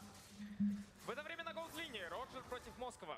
В прошлом противостоянии мы смотрели на Москов против Клауда, да, теперь посмотрим на Роджера, на его кондиции. Да, насколько хорош именно Роджер против Москвы, тем более такая функция была тогда у команды Team Spirit, и могли они тоже Роджера взять, но, видимо, брали Клауды именно под лои, мы видели, как это здорово у драконов. I thought Wolf Farewell's casting? Where'd you hear that at? Try to vlog behind the scenes casting side. It'll be awesome. Oh yeah, that's happening, bro. That's happening. I already got everything. I got everything set for it. I tested out my equipment yesterday. I'll be doing my first vlog on Monday. That we'll be going over our predictions. We'll be going over how we feel about being selected. And then I fly out Tuesday. So yeah, the vlogs will start then. So I won't be here at my house anymore. So we won't be live streaming this way. But I'll do, I don't know how the internet's out there, so I don't know if I'll be able to live stream vlog. But if not, I'll do video vlogs. Maybe when I'm in my hotel room, I'll do some video content. Or live stream content. Oh, good turtle. By Brute Force. And a kill. Mar will fall. 2 members falling. Kid Bomba beside him. 2-0. And a turtle. Good start for the side of Brute Force. After MSC, Midnight will be the world's richest caster. Yeah, he's been on fire. That man's been coaching and winning everything. Technically, he's going to be at MSC too because he's the coach. He's not casting, but he'll be there as a coach. How did I start my career on MLBB? Bro, it's all on my YouTube. If you go back, bro, I started as a player. And not a player playing pro, just a player streaming casually, bro. It was the first mobile game I've really ever played. It was the first MOBA I ever played. And I played on the PH server, even though I lived in America on 120 MS. And I just had so much fun with it, man, honestly. After, I would say, like 6 months of playing, I gained a lot of followage across my social media platforms. And this was before NACT. This is before NA had a pro scene. This is around right before M3 with Mobile Zane and them. Like, this was like right after M2. After playing for a little bit, and NASL came out by Trex. He was the one to kind of spearhead the first league for North America. I didn't get to really cast on that one. I had to, like, back then I had like a contract with Facebook to where I had to stream like 100 hours a month, so I couldn't cast on NASL. It was just conflicting too much with what I had going on. But after that, fast forward, NACT came out, and that's when I wanted to start casting. I got picked up by, I believe, Trex on one of the NACTs, not the first one. It was actually called something else back then. This is before Assassin Dave was a part of NACTs. And I casted one, I want to say it was with Trex. Maybe not. I think I started when Assassin Dave got picked up. When he took over NACT, and Trex went more into a caster role, not the overall, like, manager of the NACT role.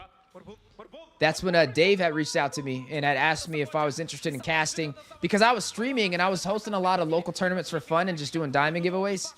And I would use my own money to pay for, like, the rewards for my tournament. So I would host, like, 1v1s, 5v5s for those in the Philippines that were watching my stream, and I would, like, cast it in a custom lobby 5v5, bro. And yeah, NACC is what it was. And I used to do a thing called dang, what was it called? I forgot, man. King of the Hill. I used to do King of the Hill, where, like, we would have a lot of teams stop by my stream and they'd fight it out. And the best, like, if your team won, you would stay on and you'd fight another team. And they had a lot of traction, bro. And I was just casting it for fun. I didn't even really know anything about casting. I never, like, watched casters in the past. I never watched esports at all. But I just started casting because I was, you know, it was on my stream. So I was just kind of seeing what was going on and hyping it up. And I guess Dave, Assassin Dave, got wind of me through my social media, and he reached out to me on Discord. We had a conversation about it, and he had asked if I was interested in casting NACT. This was the NACT. This was the one, I want to say this is the one before we had an offline stage. And so he had invited me to cast, and I did. And actually, you know what? He found out about me because I was in a custom lobby with GD Ico, and it was a scrim with BTK, and I was live and G was live, and I was casting it with G for fun. And it went viral on, I want to say, Z Kills YouTube channel. And it was like, this is the casting, hype casting NA needs or something like that. And it was like my really first casting that got some exposure, and it got a lot of positive feedback and reviews from the audience and the comments on his YouTube channel. And it really helped me out a lot, man. And that's what started it for me. And then ever since then, I've been casting NACTs. I was a part of the very first ever one that had an offline event. I was at the actual offline event, not as a caster though, but I was a part of the halftime show with GD Ico. And it's just been a wrap ever since then. Yeah, I've been in every single NACT offline event. I've casted every single one from that point going forward. I didn't cast the very first ever offline grand finals. That one was Trex in private, but I was there. So I've been here technically since, I would say, the birth of, like, the NACT, like the actual NACTs for what they are now. So it's been a little bit over 2 years. 2 years. Oh, yeah. Definitely one of the OGs of NA for sure. Yeah. Like NACT wise, I've been there since the beginning, bro. Essentially, I've been around in NA as an influencer, making content for Mobile Legends. I used to be on the front of the game for Mobile Legends, doing live stream shopping events, and I used to do like the Mega Diamond events where there would be a lottery number on Mobile Legends, and I would be the one to spin the wheel and do a live stream, and I'd be like, as soon as you would launch the game, I'd be on there, and I'd give like skins away for a discount. It was a whole thing, bro. It's been a while since those days, though. Long time ago.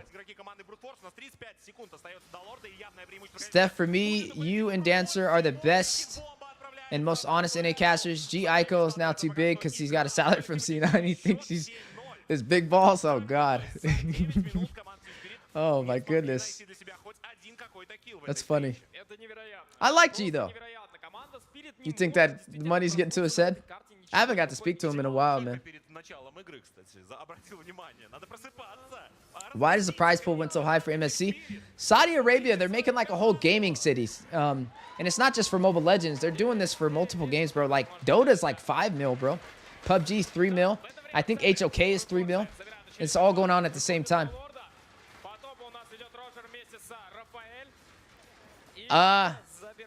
M6 is not going to be bigger than MSC. I hope it would be, but it's not, bro. I can confirm that right now. It's definitely not. Not prize pool wise. They're not going to dish out 3 mil. That's hard, bro. I think it'll be a mil. That's my guess, though. It's going to be in Malaysia, so that'll be cool. I think that's the first time in Malaysia, so.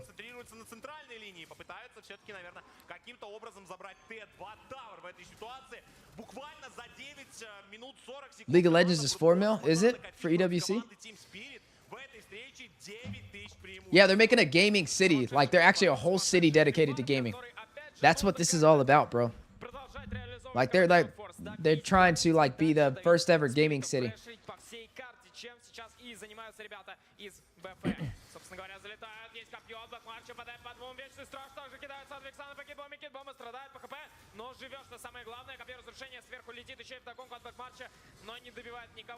Prize pool for EWC is 1 mil. 10 mil for what?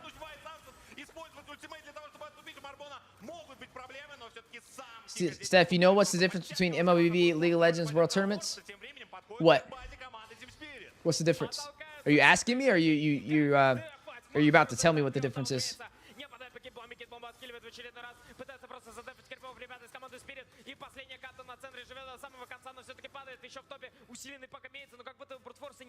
Yeah, essentially Saudi Arabia, they're trying to turn it to like a gamer's dream, for sure. That's awesome, though. I think it's really cool, bro. Really cool.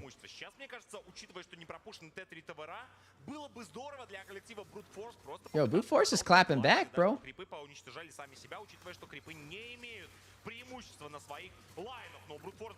Oh, was M1 in Malaysia?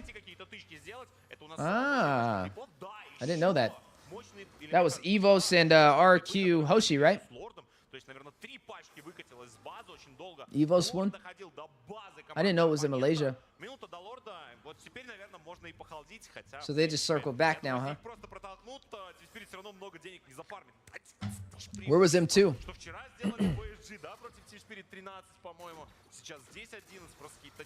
That was Bryn in Burmese schools.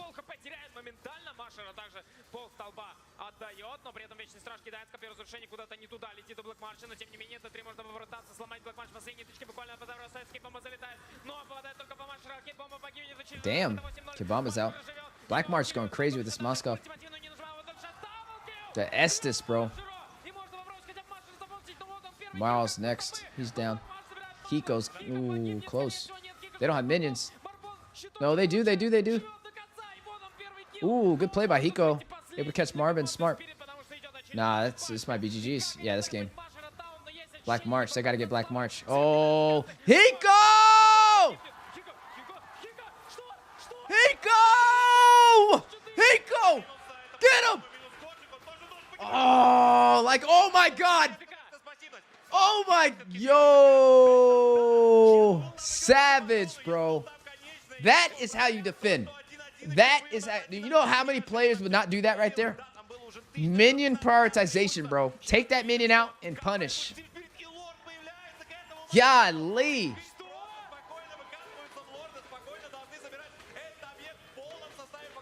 Man, Hiko's goated for that. Man, I love when I see a gold laner who can play like that. And now he's giving me CW Benny Cutie vibes, bro. I'm not going to front you. Whoa! Oh, my God. Masiro. The flicker play. Was M2 in Singapore? I didn't know that. Singapore? I wouldn't have guessed that at all.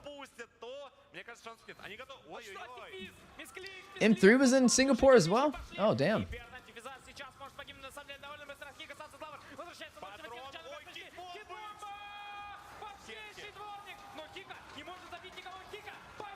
M4 was in the Philippines, M5 was... No, M4 was in Jakarta?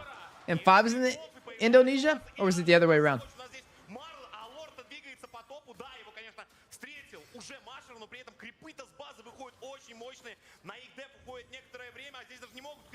Oh! Yeah, they're about to close out minions. Where's Black March? Wait a second. Wait a second. If they can clear these minions. No, they don't. Topside has minions. They're done this game. Damn. Is this a wildcard team? Shit. Oh no, bro. Oh no. Homeboys needs to be careful. Homeboys needs to be careful. They're looking good.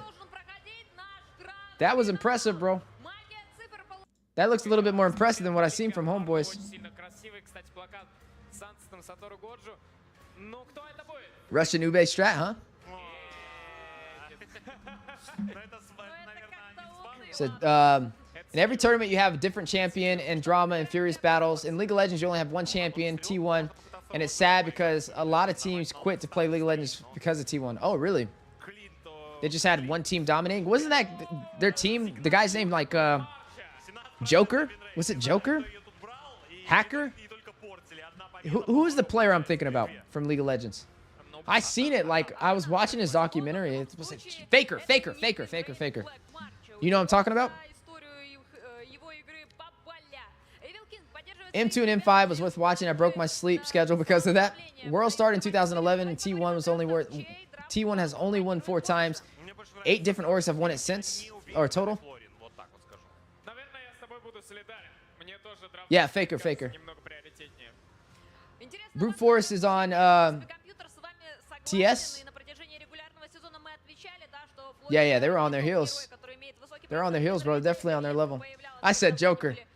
Bro, I'm not a League guy, bro, but I did watch a video of Faker. It was an hour long, though, man. He's had so many achievements. He's like the best player ever for League, man. Man, it's a big deal. I was like, man, I gotta watch this. He's the most titled pro player in the world of all games. Oh, is he? I'm gonna go back and watch this video. It was like an hour long. And I was like, man, if you look at his journey, it was broken down from his, like, from the beginning all the way to current day, bro. Yeah, he was nuts, bro. It's crazy. He's like the Kirito from Sword Art. That's who Kirito would be, Faker. Imagine if he came to MOBB. How do you think that'd play out? Неимоверным винрейтом шел по всему регулярному сезону, который пикался, банился абсолютно в каждой игре. В данной встрече находится не в пике и не в бане. Вот чего не. I don't know his main role though. What was he? Просто забудут про Орлот на этом турнире. И очень интересно, конечно, будет понаблюдать за этой. I know he's like. I really don't know too much. I was assuming he's all across the board. Carl TZ walks with Faker could run. Godly. Would he be? Would he be in the Philippines or Indonesia? If T1 quits League of Legends and joins MOBB, nobody will beat them because China esports is the national sport. But Milo's better than him. Oh my God, Mark! Don't start that. Don't you start this madness. He's a mid laner. Oh, okay. That he would actually fit in well in MLBB. As a mid laner? Put him on any team. Cloud9. Put him on Cloud9. Replace Mark Cutie. стороны Фредерин, всех все прекрасно видят. Then NA would definitely win. Здесь вопрос, опять же, того, NA что would win если MSC четверки, with но Faker первой in the mid lane. черепахе довольно трудно, но и Let's make it happen, guys. практически нереально. Марл выходит, Машера есть там, по черепахе не Nah, he would have to have a fat check from Cloud9 to switch games. They wouldn't be able to afford that. That dude's definitely loaded like a millionaire. Ooh, good play. Brute Force able to take the Lord. Marl falls in that engagement.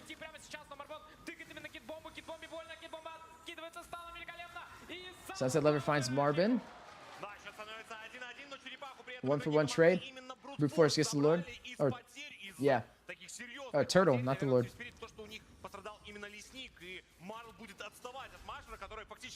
Faker has 50 titles. He's world top one most title player of gaming, PC, and MOBA. Damn. Oh, yeah, that's crazy. Oh, yeah, Just No Limit. I heard he was mad good. Best player was credited him a lot. What happened to him? Why don't I hear about him? Where's he from? Like what region? Heard Milo gapped Faker in League of Legends when Milo played in South Korea server in high ping, so he decided he's done with everything there and played MLBB instead. Bro, how old is Faker? You know, Milo's young. I feel like Faker's older than him. I feel like Faker started at a young age too, right? Like a young prodigy.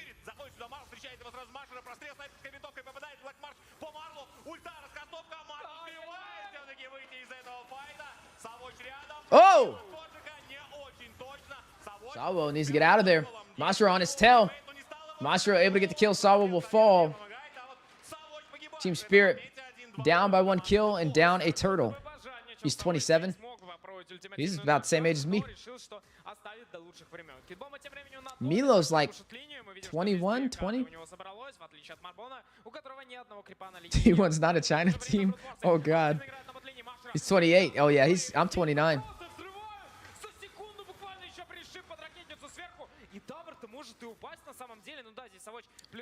He got married. I think he was in Indonesia. Oh, dang, unfortunate.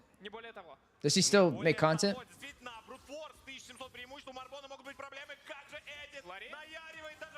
Oh, Kibamba wants that. He's gone. He's not going to be able to get around in time.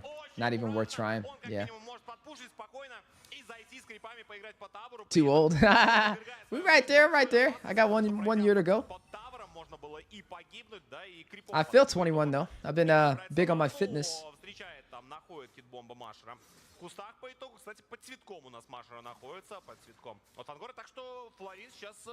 Did Just No Limit play pro? Or was he just a good content creator? Whoa, forced out the flicker from Kojic. Yo, Sunset Lover's good, bro. I like this Xavier. Think you're gonna stop playing MOBB? I just finished season 32 with 300 stars, and season 33 I put Epic 3, and a friend of mine just finished 200 stars. Dang, you're carrying. Why stop? Go pro. Bro, tubers to make content nowadays even give away money for content now. Oh wow. He's rich off content or what? Oh, he did play pro. He was on RQ. Which RQ? Indonesia?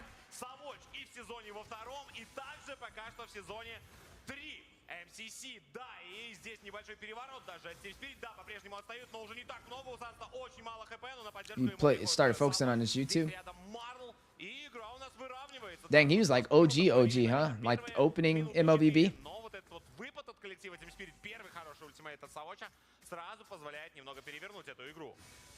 Да, если мы бежали, скажем так, марафоны с 800 метров, то вот примерно на сотке метров сейчас брутфорсы чуть-чуть оступились, как будто бы, и начинают их немного обгонять. Правда, сейчас по золоту мы видим, что преимущество брутфорсов остается. Все-таки очень сильно раскачали Беатрис, и она абсолютно не боится хикана, поэтому действует довольно раскованно. С точки зрения центра тоже... Oh, was he on EVOS or RQ?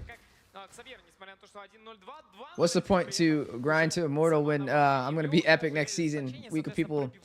Then you play Legend 5. Wait, where do you live at, Viru?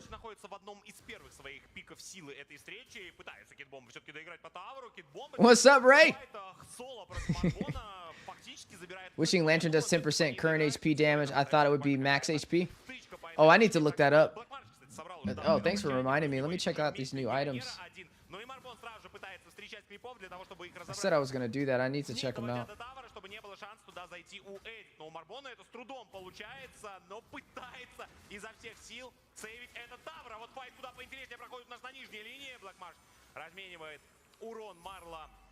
На свои пули, ХП Марла на свои пули, но и спокойно отсюда отступают игроки команды Team Spirit. Да, Ходжик в центре. Машера также приходит на мид-линию, чтобы демпать Т1 вышку. Wait, so was he RQ or was he EVOS? China don't really care about MLBB HOK prize pool. It's too huge. What is the prize pool? I thought it was 3 mil. Is it 10 mil for their EWC?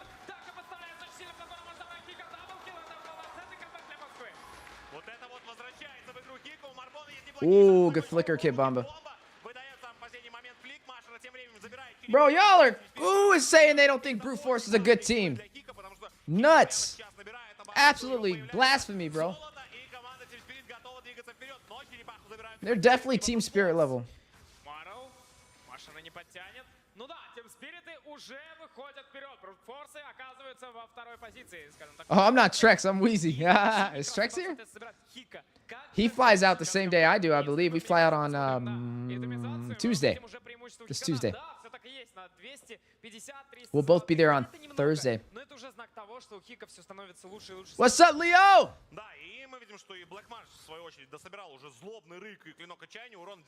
Finally get to get around to Team Spirit and Brute Force. Bro, Brute Force is looking good. Ooh, Detton is welcome for the setup. Marvin, very low, needs to be careful. A lot of knockups. Black March dealing damage. Members passing in. Sunset Lever takes down Marvin. Kid Bomba able to find Mashiro. 2 members down for the side of Brute Force trying to escape. Hiko stopping Black March in his tracks. Pins him to the wall and takes him out. 3 members falling.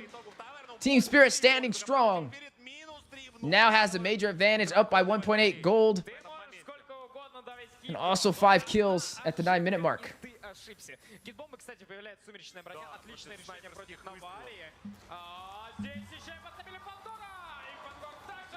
HOK 2023 World Championship was 10 mil. Oh, damn. Also, Trishka, who finished Global 1 on Arlat, has 7,000 games. Oh, my God. Y'all putting in that work. You're from Moscow. Oh, okay. Nice. Watch Homeboy's going to lose in their best of one. Well, it's a single round robin, so they all face each other.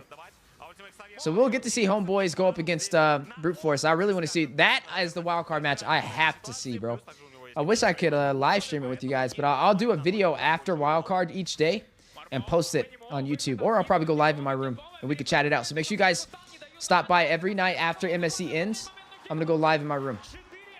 Sound good? We'll talk about things. I'll do vlogs as well. Whoa! Nico's going crazy.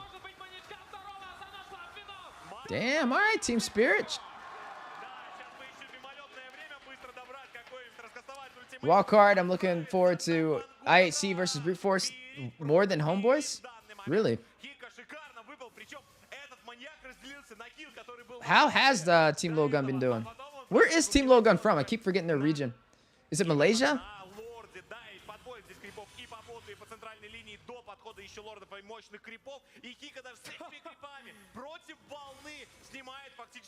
Trip to Riyadh vlog? Yeah, that's definitely happening, brother. For sure. For sure.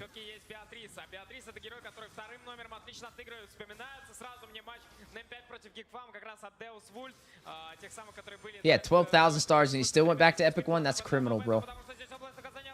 Or 1,200 stars? Oh, Mongolia, huh? Mongolia. I need to see them. I'll check them out. How was our grand finals? Do you know? Was it a best of 7?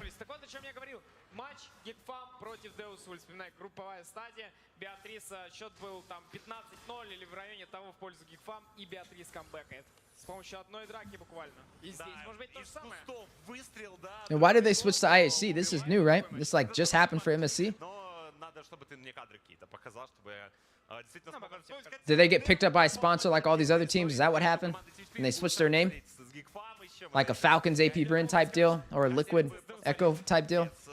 Вряд ли они уже когда-либо встретятся. Но несмотря на то, что отдефались Brute Force, находятся они сейчас не в самом выгодном положении. Мы видим, что Homeboys so far only practice on their server. Don't want to do something like IHC.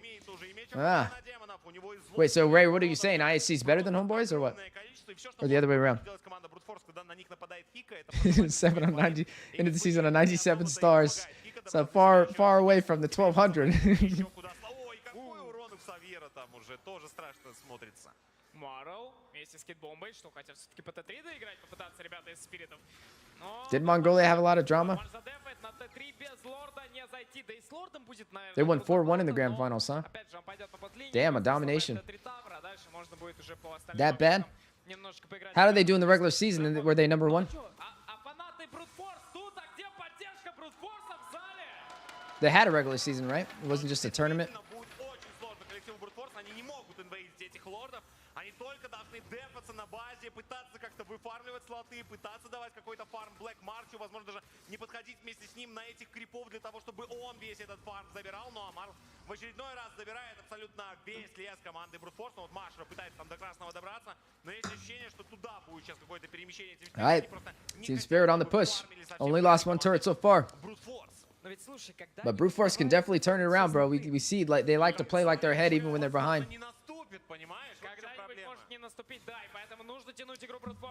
So Mongolia went to the Philippines, huh, to scrim with Echo.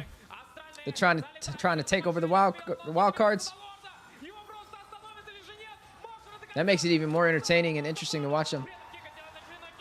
No regular, just straight to playoffs, huh? Ooh, they baited them out hard. Brute Force is tripping. That's why I said this is what happens when you play like you're ahead when you're behind and you mess up. This is what happens. Now watch. I think they're going to go for the close if they push in mid. Is he really going to try and cut bot? He's so slow. No, he's not. I was going to say, there's no way he's going to make it down there in time. Just push mid.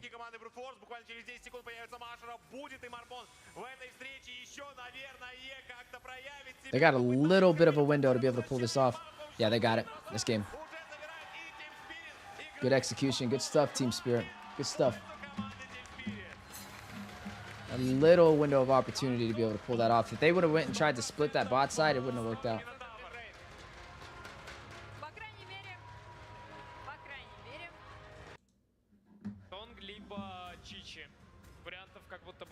Trek's probably the best player out of NA casters, like in-game player or best caster?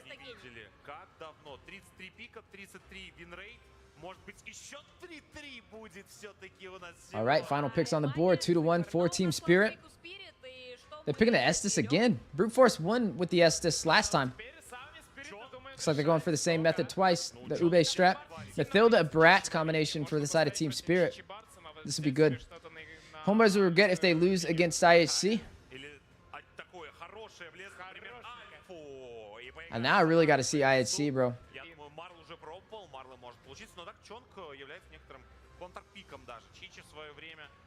Bro, he is way better than most pro players who play R a lot, bro. Just like Akira Gaming.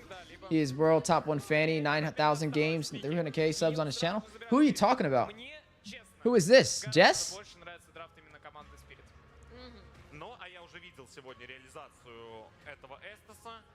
И надеюсь, что он опять не подведет команду Brute Force, и счет у нас станет 2-2. Я болею за счет 3-3. Для меня это самое важное. Best. Trex got that Riz. Is that what you're talking about? Oh, man.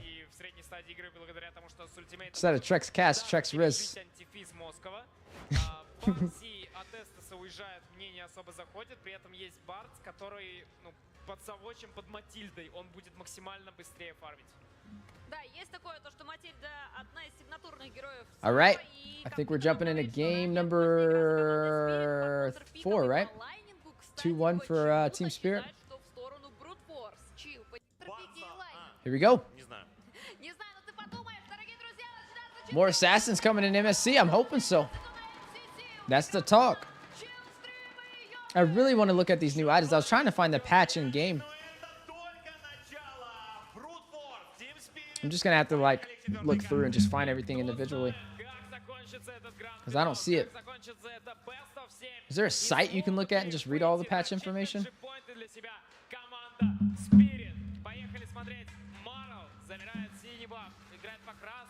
Let me see. Да, фанаты включились в полной мере. Здесь раздаются I wonder. такие резиновые надутые палочки, которыми все очень громко стучат. И я думаю, игроки заряжаются вместе с болельщиками. Ну что ж, не There should be a patch. на первых порах. А нет, она уже Patch совсем notes. рядом с Барсом, да. Марбон забирает экс-краба. Patch notes 1.6.84, right? Ходит Марл, а сейчас плюет и забирает экспу. Да, все-таки воруют для себя еще немного XP. think this is it. When did this come out? Должен получать здесь Марк 4-й левел для себя. This came out 24th of May. Но Машра на него никак. Oh, that's not the newest patch, right? Didn't something come out after the 24th of May? Немножко размен урона. Мы Oh, здесь yeah, Савоч, 1.8. конечно, на своей Матильде тоже вносит разницу. When did this come Можно out? было бы, если бы нам показали еще Савочи винрейт на Матильде, может быть, он там тоже 100 винрейт, потому что этот герой доставался очень редко. Но я помню все игры, которые Савоч играет на Матильде, они как бы выглядят очень убедительно, Я по-моему. думаю, что Матильда здесь будет просто удушающе. No, this is old. Марбон через второй прыжок все-таки уходит от нападения от Марла. I think. И бомбы. А в это время уже Машера вместе с Коджиком подтягивается на верхнюю линию. Да, и ждут какого-то шанса игроки одного и другого коллектива. Возможно, даже Team Spirit не догадывается, что здесь находится. Bro, I'm trying to find the new patches on this site. I don't know if they have it, though. После этого и догадаться. У нас вторая минута, это значит появляется черепаха, смещается. Oh, this is far back. Dang, this is a long time ago. Patch notes. Why did it take me to 2022 patches? Москву, но Москву там очень долго разбирает крипов. Да, попытки. Oh my god. Не получил Кикана. Хитбомба добрывает на своем ультимейте. Страх Коджик на него повесил. Хитбомба должен погибать. Выводит черепаху. Москву разультовался. Москву уже здесь. Москву... This thing took me so far back. Забрали хитбомба, забрали черепаху. Другие команды Брутфорс. И забрали Санфлауэра. Причем сделал это Фангор. С руки просто Фангор забирает килл еще на Sunset Lover, друзья. 2000 перевес становится. Maybe they don't have it on this site. I guess they don't. Неужели снова этот Эстес, который стомпит Спирит, остановит их и станет счет 2-2? Рано об этом говорить. Андрей, В прошлой неужели? встрече мы что-то подобное уже видели. Неужели? Неужели? Неужели? В этом что-то надо подловить? Какой-то смысл дополнительный заметить? Но по факту рано об этом говорить. Мы в прошлой катке то же самое. Malefic Gun, Wishing Lantern, and the Sky Piercer, huh? Очень быстро упустили свое преимущество, и Team Spirit Malefic Gun gains attack range, suitable for Layla, Hanabi, and Irithel. Под линией, кстати, Клауд вместе с Матильдой также находится тут. So you get more range with the Malefic Gun, huh? Wishing Lantern counters high HP, suitable for Cyclops, Lilia, and Juxin? Sky Piercer gets stronger with more kills. They're trying to bring Karina back, huh? Gushin and Saber? Он должен только начать себя раскрывать. А мы видим, что у Машера уже есть некоторое преимущество над своим визави в виде Марла. Да, ну и крипов здесь So how does... Oh, you can look up patch notes on Wikipedia? I didn't know that. как делал условный Хиков. So how does Sky Piercer work then? You don't... Like, it says it can execute them when they're like 6% HP. It's nothing you press, right? Right when it gets to 6%, it just kills them? Is that how it works?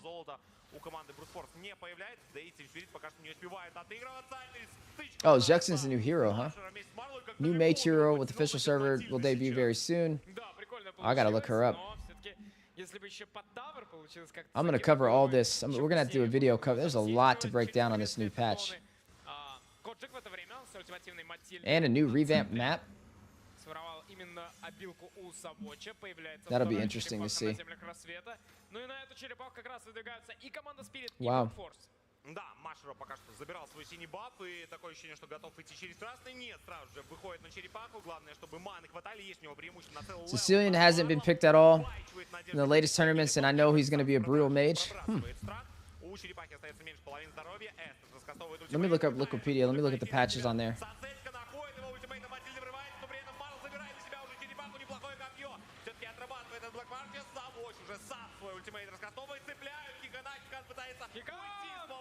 Where do you find it though? Like I'm on Wikipedia.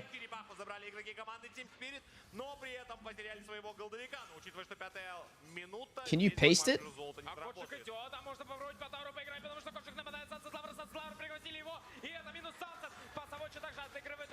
брутфорсы. Машера может пойти за тавр, Савоч получает дополнительный щиток для себя, пытается Блэкмарш простреливать через тавр, но это тоже сделать не удается, и Блэкмарш вместе с Коджиком и тиммейтами просто отступают, ретритнулись. Да, это похоже на игру, Yeah, которая... because I don't see, когда не давали очень долгое время брутфорс. I don't see where you would find it at. Oh yeah, I know Sicilian's late game damage. It's just been a while since we've seen people pull him out. Mobile Legends. Statistics, heroes, turn. Oh, patches. Okay. Oh, there we go. Perfect. Oh, shat. All right, we're going to do a video over this. That's fire, bro. Thank you so much for that. I appreciate it. I did. Actually, we'll probably just cover it maybe on stream. I did not know that this was out. Wow. This came out, well, I knew it was out, but I didn't know it was on Wikipedia.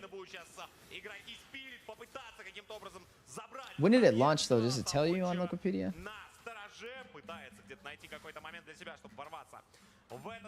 God, this patch is massive, bro. Oh my God.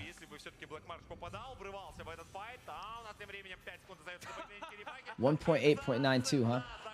Do y'all know when it actually launched, though? Like what day?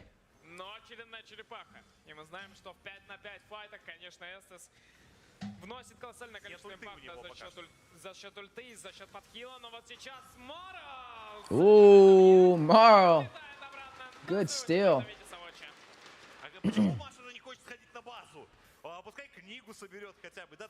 And y'all don't like Marl? You still prefer Magister? That was pretty solid.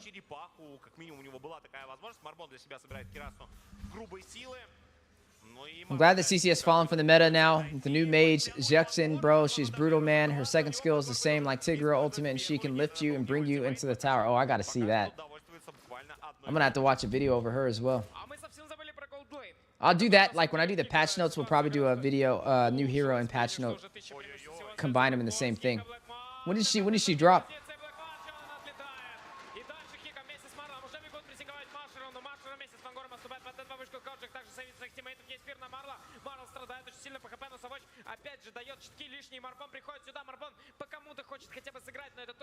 All right, so Brute Force up 5-1 so far. It's back and forth, man. I feel like it's even Stevens up against Team Spirit. Impressive. Kojic doing some damage on it. Hiko still far behind enemy lines. We'll use Sawo's guiding wind back to safety. Definitely running the support. Looks like the Ube strat working in both sides' favors right now. Brute Force a little bit faster to the punch in terms of the kills, though.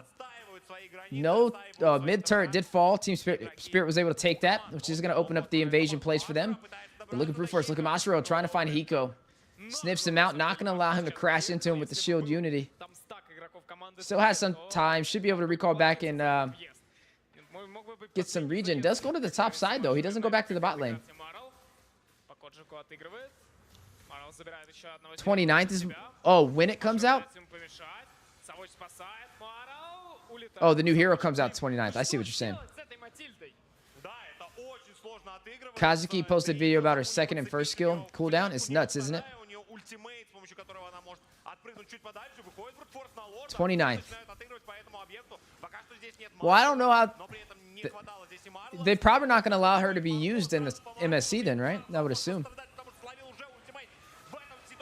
I need to see. I need to ask that. I wonder if they will. Oh, she comes out in advanced server on the 29th? Or she comes out on the regular server 29th? 2-for-2 trade?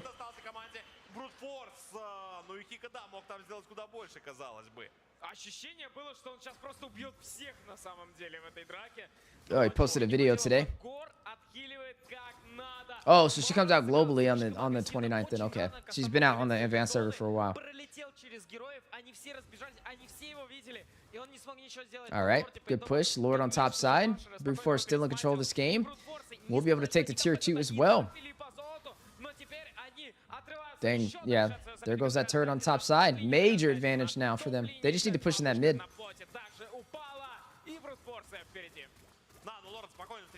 Regular server. I don't think they'll allow her in MSC then.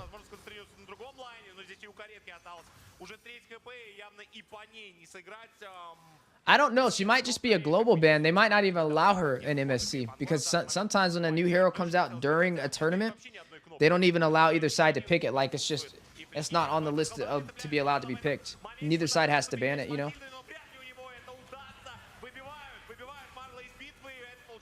Oh, is that what you mean by perma-ban? That's probably what you mean. I thought you just meant both sides, like both teams are going to try and ban her. But you mean like a global ban.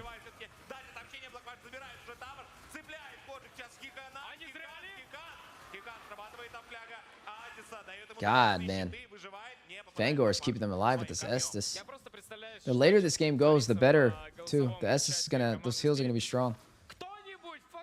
When Chip was released, it was picked in the tournament. Yeah, it was an NACT. I think if a tournament has a break in a phase, then they allow it. But I think if it comes out during the middle of a phase, then they don't. If I'm not mistaken. They might allow it, though. God, MSC is going to be a challenge with the new patch, with the new heroes. Man. That's going to be crazy, bro. Там и броник, там и молнии, там и книга, там уже нормально все. Вот поэтому-то он лицо и сносит. Вроде как у Санса тоже предметы есть, там и броник есть. Санса то же самое по дэмэджу, который имеет на героя, да, еще и пылающий. Yeah, T-Spirit's crumbling right now. Взрывной урон, который может нести разницу, но вот ожидается там какой-нибудь It's a 5,000 gold lead for Brute Force. У Black March есть FPS, Андрей. А тут нападение на Марбона, отобщение нажимается на... Oh! Marvin will fall.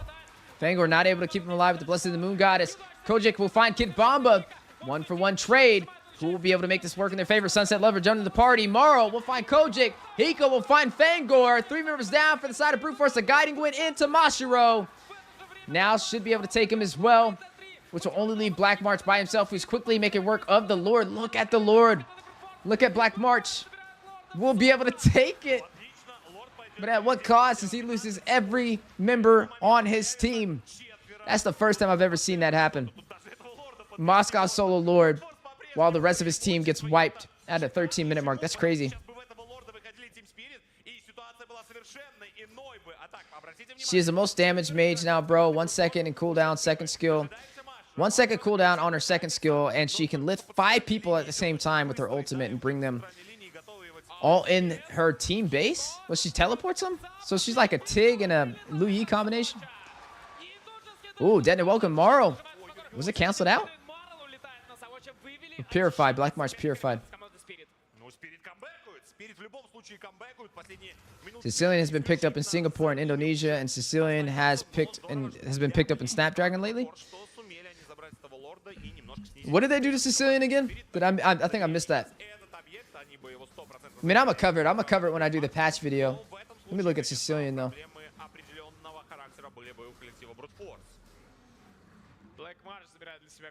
Sicilian.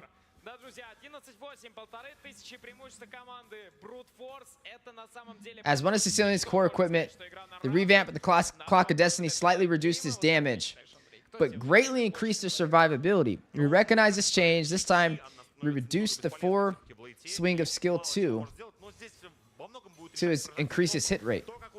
Sanguine Claws, they removed the 4 swing of skill 2, delayed the time unchanged. What was major about that? Is it just... It's the new item that gave him indirect buffs? Oh, okay. I was going to say, because his skill-wise, I mean, it didn't seem that crazy. Was it that lantern? Is it the lantern? The Wishing Lantern? Wishing Lantern, mages don't have equipment that deals damage, or mages don't have equipment that deals impressive damage to high HP heroes. So what they did to fix that is they added the Wishing Lantern. So what that does is it does great damage to high HP heroes. So basically it's like the Malefic Roar. Or not the Malefic Roar. Basically it's like the Demon Hunter Sword, but for mages, essentially. That hopefully won't do too much damage to squishy heroes. Oh my god. This is going to freaking obliterate them. It costs 2100 gold though, so it's up there, like a malefic, like a demon hunter sword, or not demon hunter. Yeah, kind of like a demon hunter sword. Blade of Despair is the most expensive item though. I wonder how much Blade of Despair costs. I gotta actually go back and look. So what it does is 70 plus magic power and 10%. Oh, so it gives you CDR. Nice. High magic power. For every 800 magic damage dealt to an enemy hero, it's calculated before damage reduction. The butterfly goddess is summoned to attack the enemy hero, dealing magic damage equal to 10% of their current HP. Oh, okay, so gotcha.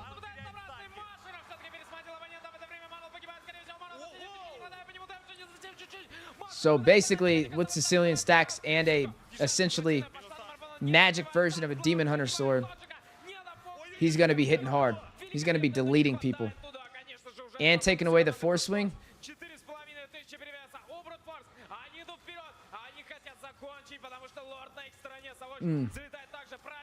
What was the like the force swing was the sanguine claws, right? Like what was the force swing? It was like the animation of it. Is that what they were talking about? Like how it like grabs you in? They changed that? Because it's a delay, right? They took away the delay.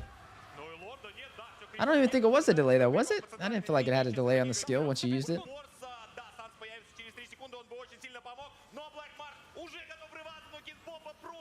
Yeah, anybody with high HP. Bro, Brute Force is looking good. I'm sorry, bro. I don't know about that whole homeboys situation after seeing this. My money's on Brute Force.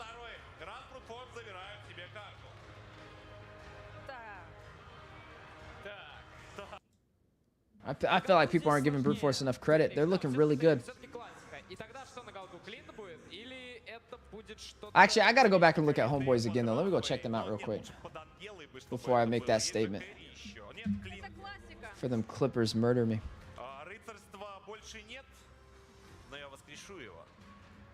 Let me reassure myself with homeboys real quick.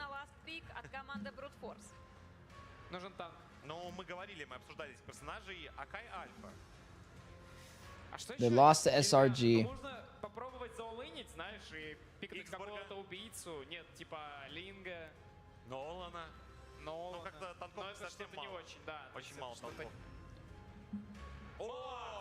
I haven't actually covered homeboys in vivid detail. We covered SRG.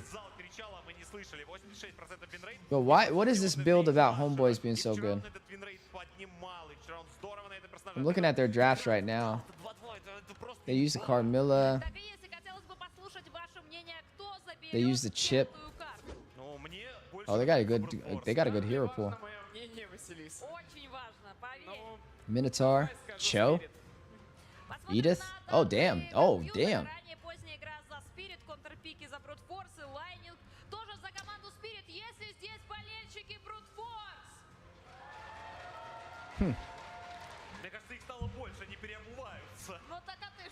I'm using Wishing Lantern on Amon against tanks and it wrecks them. Yeah, bro, because it's like I said, it's basically the Demon Hunter sword, but for mages.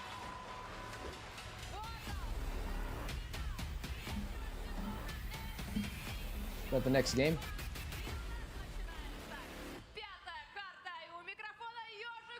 Here we go.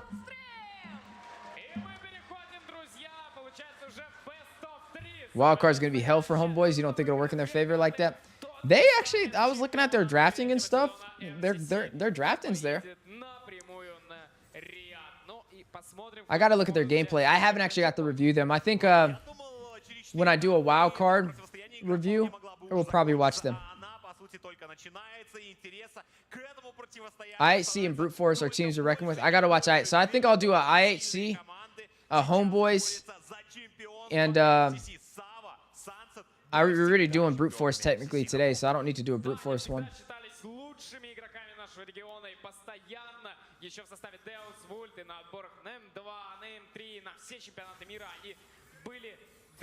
Damn, it's gonna be, man, MSC is gonna be fire, bro. So many good teams for this. Homeboys has really good synergy. Still wondering if Amon will be good in the mid lane, or mid lane Gushin and Julian. I know they're good, but I don't know if Amon can play on mid. I haven't seen him on mid. Doesn't mean it's not good though.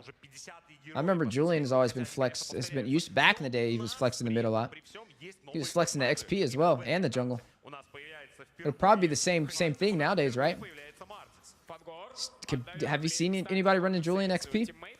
Также от Навари по Марлу следует, но если что, Савоч захилит, плюс регенерацию всегда Марл может прожать.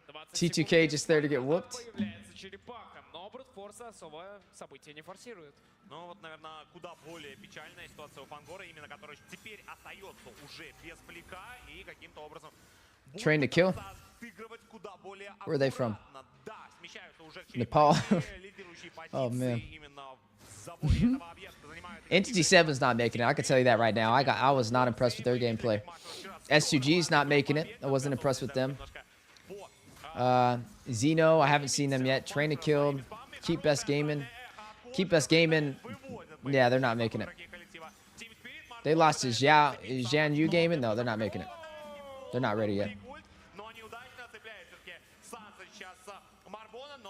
It's going to be between Homeboys and Brute Force.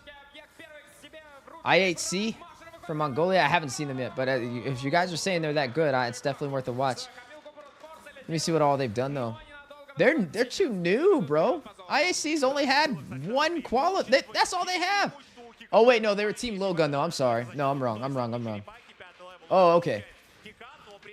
I forgot their Team Lowgun. They got a name change. So yes. I8C, Brute Force, and Homeboys will be the three heavy hitters in there.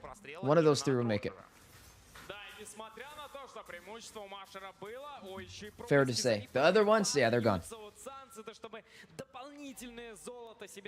Now, whoever wins that, though, and they move on to their groups, they're going to be going up against Twisted Minds. I think all three of them can beat Twisted Minds. I think all three of them can give a good fight against Team Spirit. Bro, there's a chance that Team Spirit won't make it. There is a chance that Team Spirit will not face Cloud9. Because all three of those teams have the capability of beating Team Spirit. All three of them. Liquid Echo's going to beat all three for sure, but I think IHC, I think Brute Force, and I think Homeboys can beat Team Spirit. Not with ease, but I think it would be like a neck and neck. You know what I'm saying? I think Twisted Mind's 100% not making it out of Group C. Not after seeing that wildcard bracket. They just got lucky they got that seat, but they're about to lose that quick. Just from them being a Saudi Arabia team. Just from them being MENA. But no, they're done.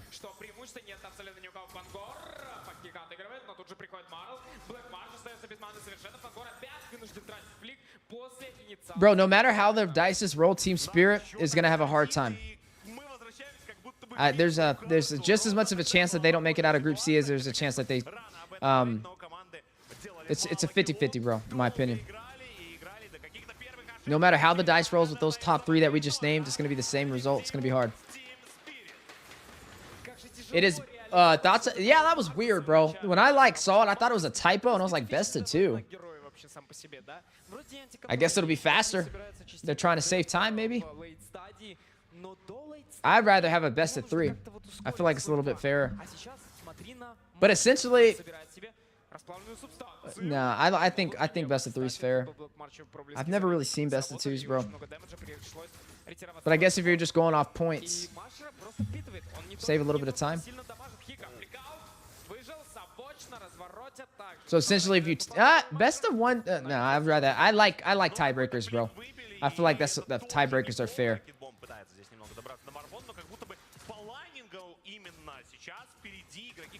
Looking at Group B. C is soon, man. They were very cocky as a team, bro. A little too cocky, in my opinion, for how they did in the regular season. Versus, they were 4th place in the regular season.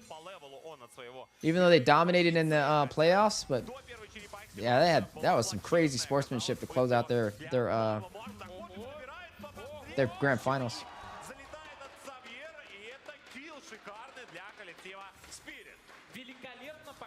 SRG was solid. Прострелы постоянные на голд-линию вынуждают Yeah, SRG was Ретива solid. с Блэкмарча возвращаться его и хилиться, и при этом еще и может играть под какие-то киллы с любой части карты. Вот Who, сейчас Super Marco? Машеру остается один заряд антиконтроля, и он его сейчас прожимает, но Марл идет в погоню, и Машера может покинуть проблески, Зарину не хватает совсем немного дэмэджа Машера. You think Team Liquid and Team И Spirit? выстрел от аварии, Сансклавер страдает по здоровью, но Савоч все отхилит. It's hard. I can't 100% say how Team Spirit's gonna make it. I think it's an even chance because the talent is so close between Team Spirit, IHC, Homeboys, and Brute Force. I mean, you see it right now. It's 2-2, bro. I'm like, technically, if this was groups, and let's say that Brute Force had made it, Team Spirit and Brute Force would have been tied 1-1.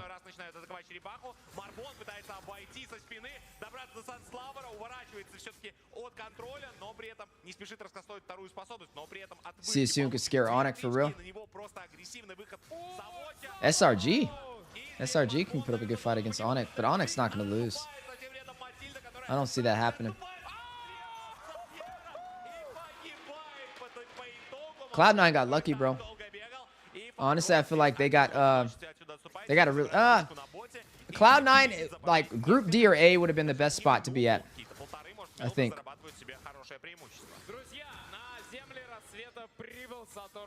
Like if Cloud9 could have took Fireflex spot in Group A and went against Nip Flash and RQ Akira, that would have been solid. But Group D is still okay. Falcon Esports and Zhanyu Gaming, it's fair. Like I feel like Group C is gonna be chaotic, bro. Oh my god, it's gonna be so chaotic. What if Cloud9 would have went to Group C and took Twisted Mind spot? I think that shoot. Yeah, it would have been tough. That'd have been tough. That'd have been very unfortunate.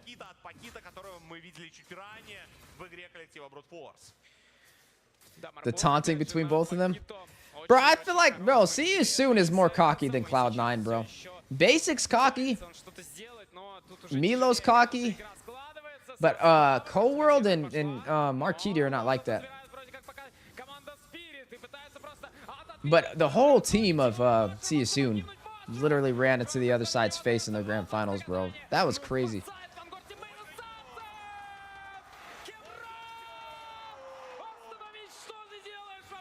Look at the mid lane, though. Look at the mid lane. Look mid. Mid. Black March. Black March. They're not paying attention to Black March. Oh, my God. Good. Good rotation. Brute Force in Group C is insane. Yeah, I think so, too. Сейчас можно сказать однозначно. Не зря Гай делал на Ксавьера Sunset Lover. What did this end up being? 4-4-2, right? Not 4-3? Есть очищение, которое спасает Роджера в этой ситуации, но очередной таунт от Марла, и Блэкмарч все-таки уходит. А здесь A and B easy groups. забрали. Отличный минус от команды Brute Force за счет Nah, I wouldn't say. чтобы уже остался один, но Савоч ему помогает. Если что, подхилит. Maybe B. Maybe. Nah, I don't know. It's kind of hard. I mean, Zhanyu Gaming from Group D is worse than Team Falcons, SRG, and See You Soon. Falcon Esports. I haven't covered Falcon yet, but they haven't really done much damage. I have to see them. I have to see their Game Verse mission and MESL Pro Series that they competed in to really know how I feel about Falcon. How do y'all feel about Falcon Esports as a team? Like, if you gave them a tier, what letter would it be? Group A and D? Yeah. That I can agree with. B and C are crazy. C's the hardest. C's the hardest for sure.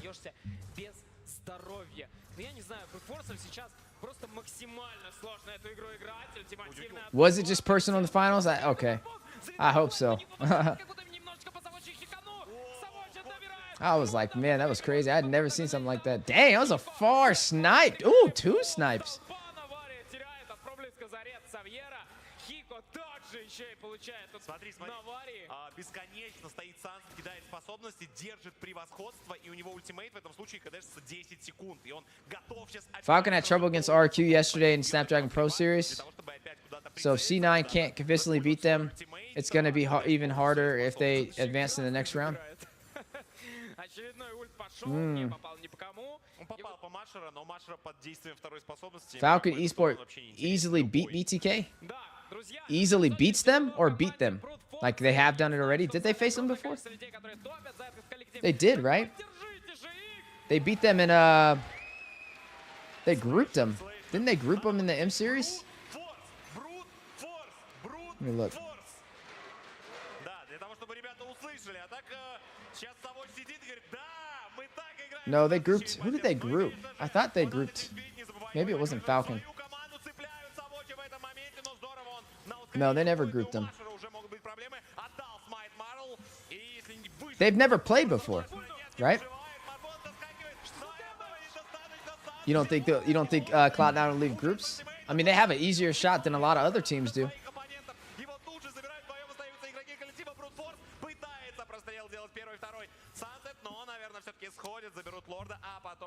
Falcon's the real challenge? Yeah. I agree.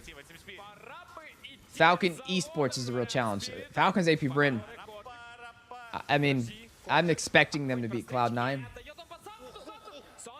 But I hope Cloud9 can beat them. If Cloud9 beats Falcon's AP Bryn, bro, oh my god. They could win the whole thing.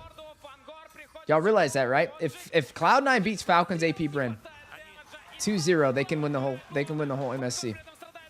Y'all imagine that? If they pull that off, they can win the whole entire MSC. That's how insane that would be. That's what that would mean. Because I see Falcons AP Bryn being top 3. I see them being top 3. And when I say top 3, that means that like any of those top 3 teams can win. When I say a top 3 team, I mean they can make it to first place. That's how good they are.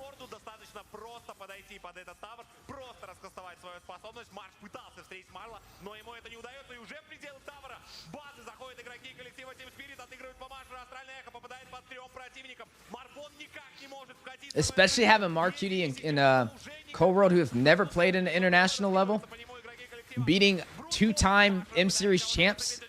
That's insane. It's crazy.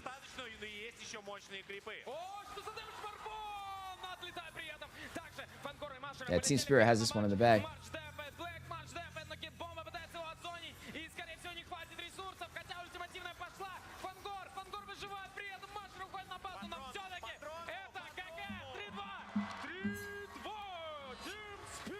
Nice. That one was a little bit of a domination.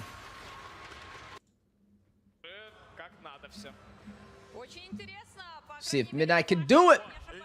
I doubt it that C9 can beat Bryn, but it's still possible. I know, it's just that like this is the craziest thing about NA. It's like a lot of the other regions, you just know what's gonna happen, but like NA, bro, it's so hard because of what we did in M3 to know. And not having Zayn on a lot of these events, we just don't know. Do we get another BTK from M3 and MSC? Or do we get a Gaming Gladiators outplay exit in group stage? You know, that's just like where we're at right now. We just don't know. I'm hoping Zayn can do it, man. I honestly, I told myself after seeing this man go to Game 7 twice in a row with pulling random players together and beating our superstar team for our region, I will never doubt him again. I won't doubt him again. So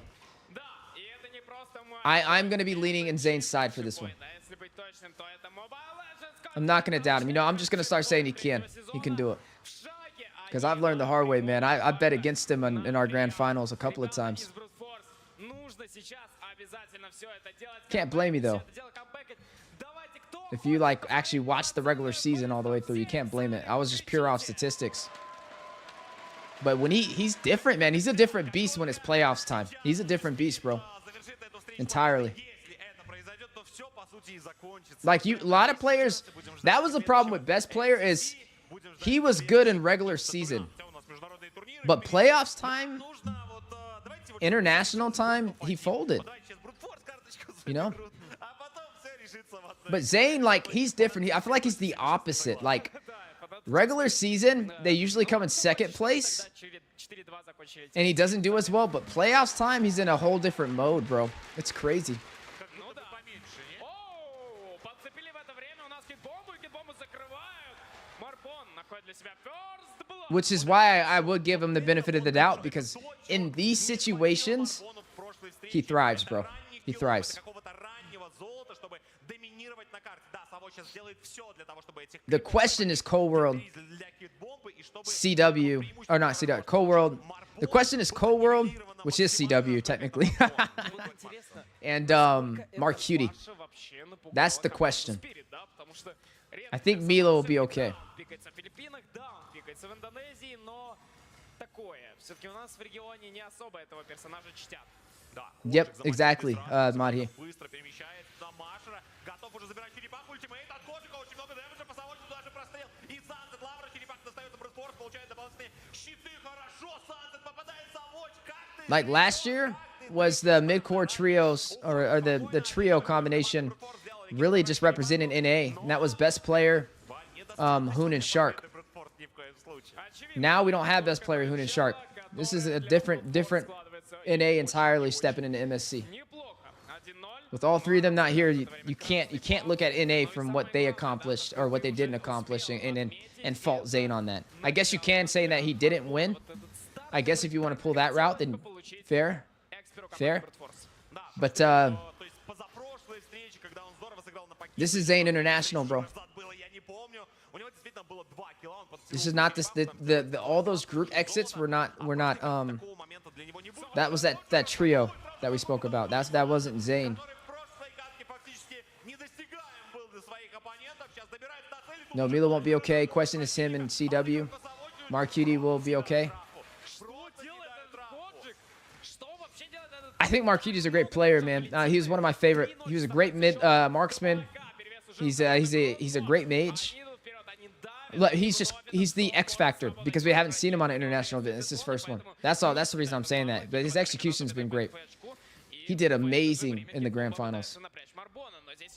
But him and Cole are the X. They have two X factors on their team. Milo, we know how he performs international. You know what I'm saying? Bro, MWI, Nicolette. We got to see Nicolette step into the scene. That's going to be fun. Right after that, man, we have some fire events going on for MLBB, bro. Did y'all see all the females teams? There's a freaking Gaming Gladiators homegirls, bro. Crazy. There's an Omega female team. Cloud9 female team. That's Nicolette and them. I didn't see who they replaced because the mid laner for Cloud9, she's not going to be able to go. So, and that was Sayori. And she was a big piece on the team. I wonder who they had take her spot. I actually need to go back and look.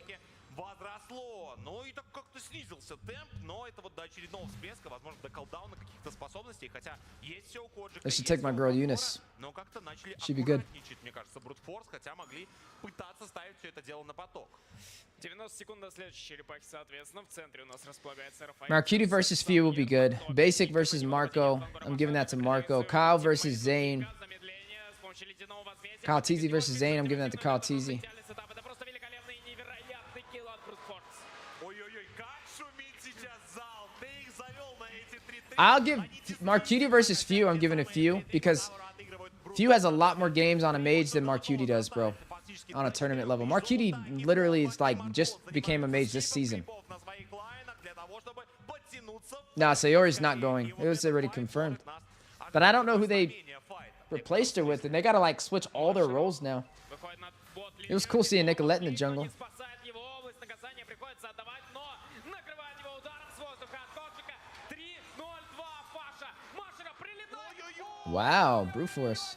Yeah, Brute Force is making it out of groups. I'm sorry, bro. Но это не даже не так важно. Марл может не уйти. They love that Barats, though. They're like that Barats Boxia heavy. Все-таки под эту инициацию от команды Brute Force. They love the tank jungle. I wonder how it's going to be with the new patch with the Assassins. Will Zayn use Ballman and Alpha in MSC if Fred and Boxy and Barats are banned? игроки Brute Force для того, чтобы Maybe we see Karina Zane come back. You know, Karina supposedly is supposed to be good now. I think Zane can play Amon too. Julian, Zane can play Julian. He's a good Paquito jungle too. Guinevere, I don't think Guinevere's too far out the mix too, right? I don't know how Zane is on Guinea. I haven't really seen it. Меньше на 1 поинт в этом плане, чем у Машера. И проблески Зари не успевают. Машера все-таки забирает себе объект, а в это время... Ah, you put yourself before Zane. You're forgetting the jungler though, Carl TZ. No love for Liquid Echo, huh? Where you put him in that list? You put him after you too? Is he practicing that Julian? That's what I was thinking.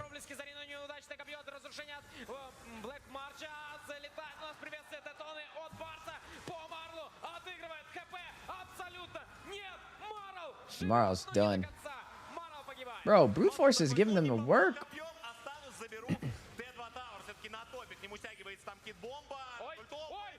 Oh! Yo, where did Magister go? What team is Magister with?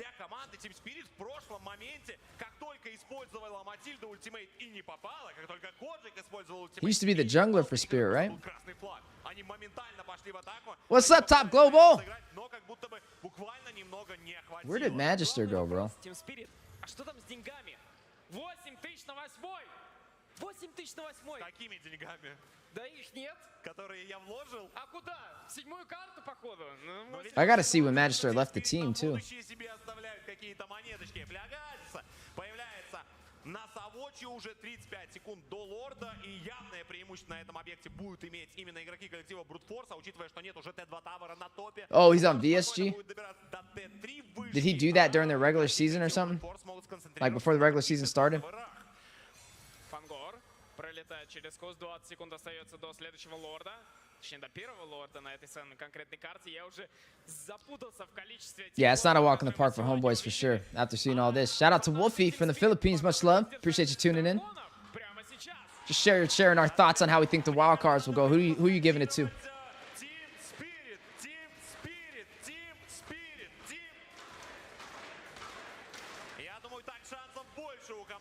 Can Team Spirit turn this around? So far, I mean, full control. Still not even able to take a turret. Damn. This is why I don't think Team Spirit's gonna make it out of wild cards. It's not 100% for them, bro. Or group stage. It's not 100% for them. They're gonna have to fight for Group C.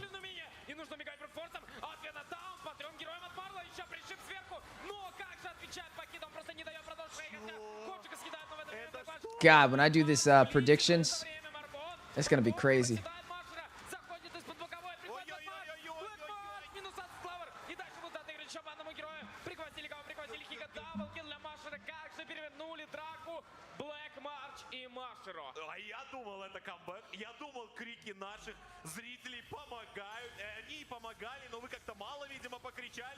I'm gonna post my predictions in the community, our YouTube community chat as well. I hope the boot camp helps them. They've been taking it seriously though, man. They got money behind them now. Like, they're sponsored. Like, Zane has never been sponsored before. This is sponsor Zane, bro. You know? Like, this is the first time in his career I think he's ever been sponsored by an org. I think. I don't know about him back in AOV or whatever, but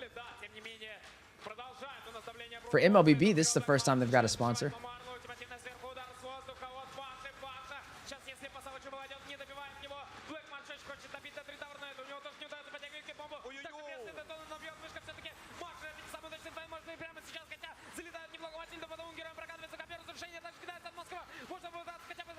Damn, this caster's going crazy.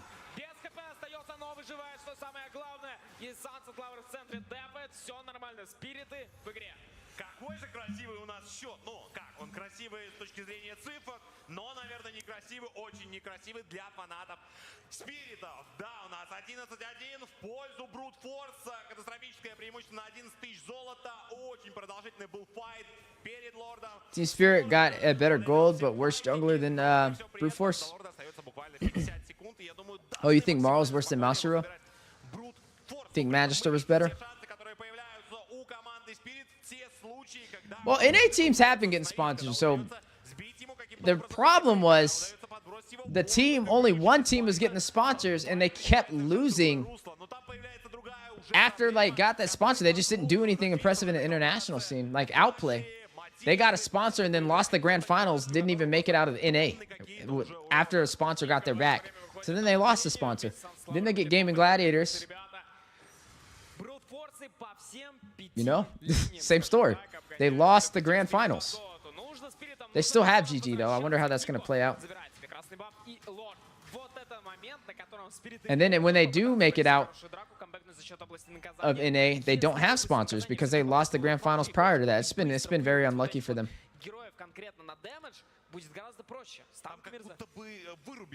He got chunks now?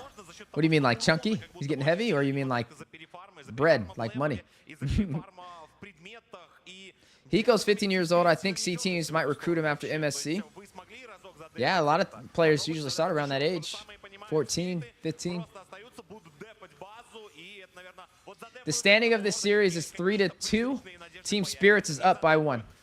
This is technically match point. If Team Spirits turns this around, they win 4-2.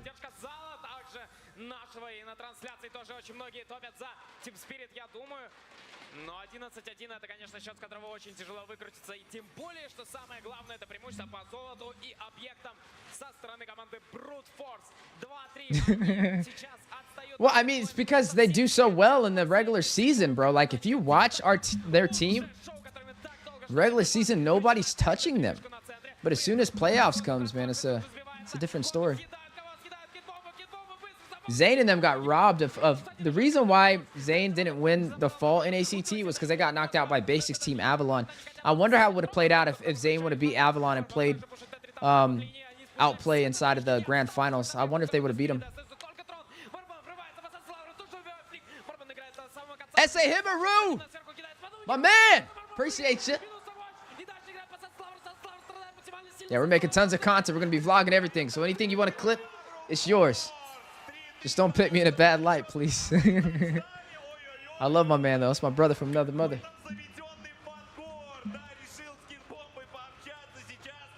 It's a Himaru. Who's your take on winning the wild cards?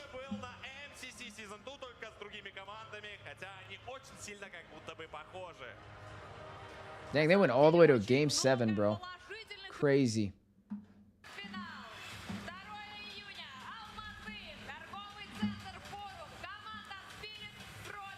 Wasn't surprised. I've always said Steph. I appreciate that, Top Global.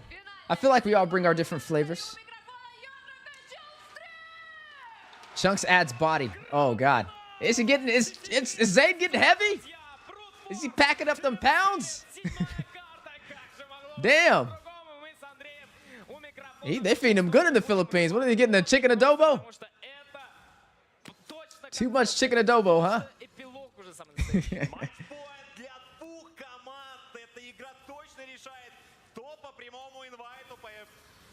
Well, he's eating good, so I'm hoping he's playing good. We'll see. Yeah, bro, it's tied up. This is why I'm saying, bro, Brute Force is possibly going to win wild cards, bro. I'm just saying. Homeboys, IHC, or Brute Force. And right now, swinging more toward that Brute Force side. I still got to look at IHC's gameplay, though. I still got to look a little bit more at Homeboys. All I got to do is see Homeboys go up against SRG. So it wasn't really a fair one for Homeboys because they just didn't have a good debut for me initially watching them in their grand finals for Malaysia. It was like 4-2. He got that. Yeah. Oh, God. That's crazy.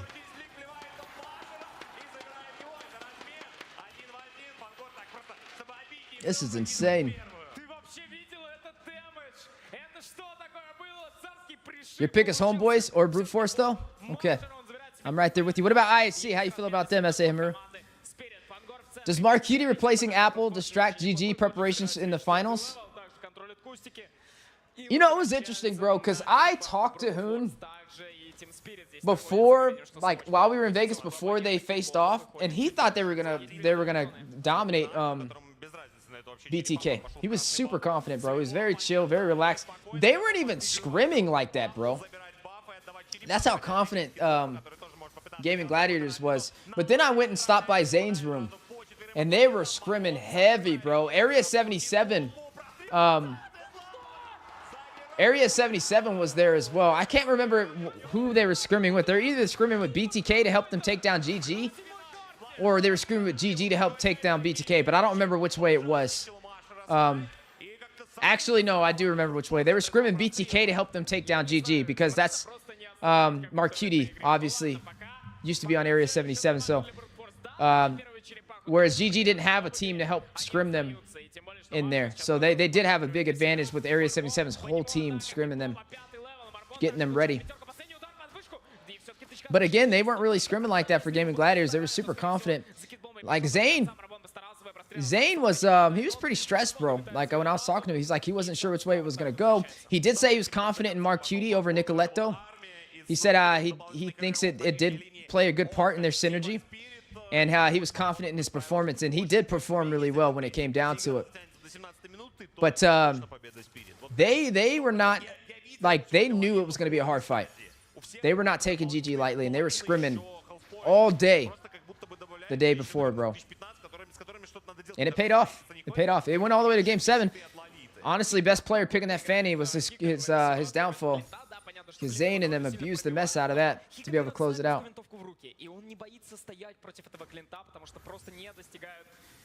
Ate too much rice? GD Aiko's feeding them? Oh my god, is G the chef of the house? Zorn should be kicked. He whiffed a couple of ults. You think so? I haven't. Zorn, I have to see.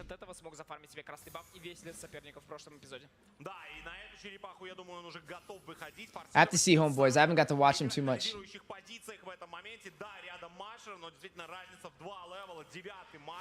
IHC has issues right now with their coach Dell getting banned in a conflict with the Cambodian team. Oh, that's a good point. That's a good point, Esa Himaru. Yo, what happened with Coach Dell? Esa Himaru, do you got some intel on that? I know you got the scoop. Will you also review the strongest candidates for wildcards? Yes. That's going to be in the same video as my predictions. Yeah. For sure. I'll break down like why I think each team is going to do really well and why I think other teams won't. Hopefully that's what you're looking for. I won't have enough time to watch all their grand finals because I got to fly out on Monday. And tomorrow we're doing Group D, which is Sunday. And Monday, I'm doing our first vlog. And, you know, how appreciative we are being picked up for MSC. So that's going to be a video Monday. We're not going to be live streaming. Tuesday we'll be flying. So I won't be able to post anything Tuesday. I won't be able to post anything Wednesday because both of those days I will be, I'll be traveling. If I have enough time, Sunday, I might come out with a, how I feel about, I may post a video covering the patch notes and have it scheduled to come out on one of the days I'm not going to be able to make content. There's so much going on, man. It's insane. Hoping Onyx versus Bryn Grand Finals with Onyx winning Game 7 this time. Yeah, Kyrie, man. I felt bad for him, man. That's my guy. He deserves one, right? He deserves one.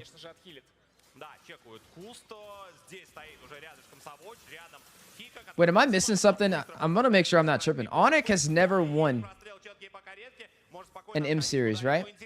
AP Bryn won one. Echo won one. AP Bryn, Echo, Blacklist, Evos, Bryn Esports. Who am I missing? Who am I missing, guys? That's it. No, that's it. That's it, right? That's it. Just those 5. That's right. Onyx never. So he's never won. He's never won one. And then he lost. They lost. Was that MSC? That was MS. Was that last MSC you were talking about? when they lost. I remember that, and then Kyrie was crying on stage. That was the last MSC, right? Продолжают пытаться эту карту как-то камбэкать, несмотря на ранний хороший старт от команды Spirit. Марбом, последний удар, Китбомба оказывается в ловушке. Ультимативно от Фангора, по-моему, не попадает по Китбомбе, но Китбомбе вообще плевать, как будто бы на... He said, now, Steph, you swing to Blue Force after the series. You'll get a good point of view if you're watching them than relying on online stats. Yeah. Yeah, it's facts, bro. They could have easily been overlooked. Easily been overlooked if you just go off of stats. I agree with you. This is why I wanted to do this and watch every team before telling people what my predictions were, because it's like there's so much misinformation if you're just going off Wikipedia. You need to see how they play. You need to see their synergy, their rotations. These two teams are starting. It's a 50-50. It's 50-50. They're just as close as Cloud9 is to Gaming Gladiators.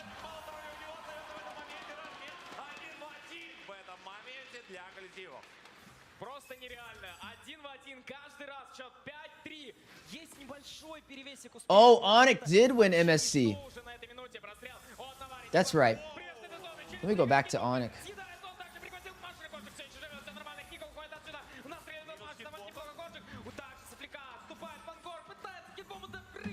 Let me go look.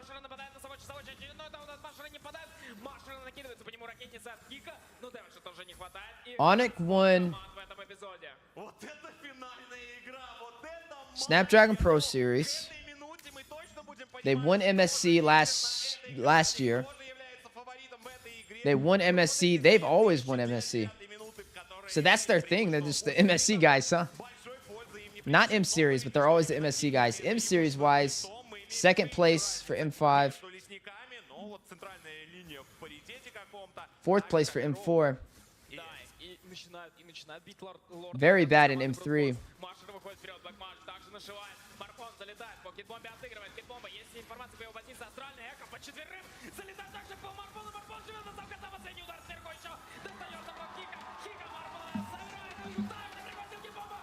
Bro, those casters going nuts.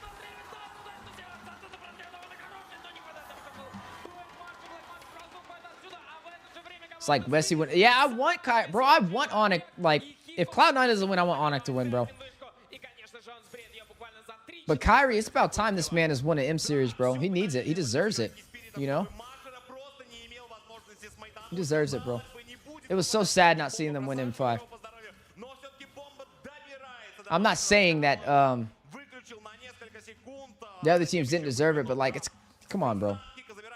Even the Philippines have love for Kyrie. He's one of their own, you know? And it's game 7 on top of that. It's a matter of time, bro. It's a matter of time.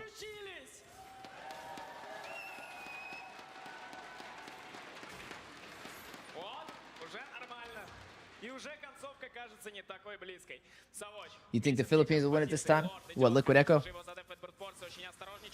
You going off of how bad they beat AP Bryn in the grand finals?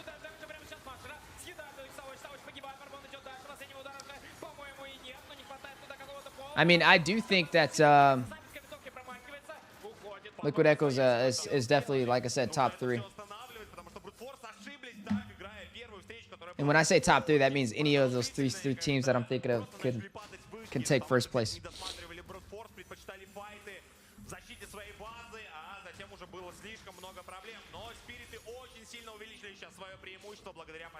The uncrowned king in the M Series. I love that. That's a really good title, bro. That was really, really good. The uncrowned king in MSC. I like it. I like that a lot.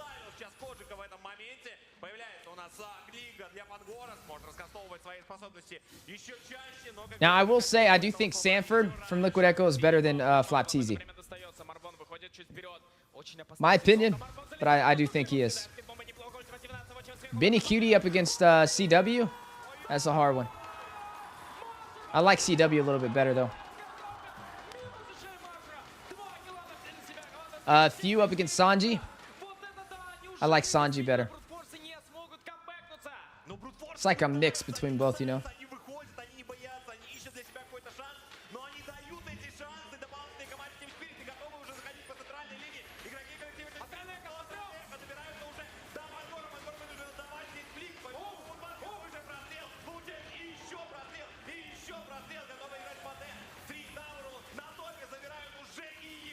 They're about to. They should be able to close it out. Ooh. That Clint pickup was interesting. Как он их вообще подвинул, ты это видел, невероятно. И баскетбол. What's up, James? Можно попробовать. From the Philippines, must love him, man. Что-то. Да, Т3-вышки нету, придется дефать этот самый топ. Yawi, bro. What the? What? Rat? Cobro's yet to do something in the international scene. I can't put him above Yawi. That's crazy.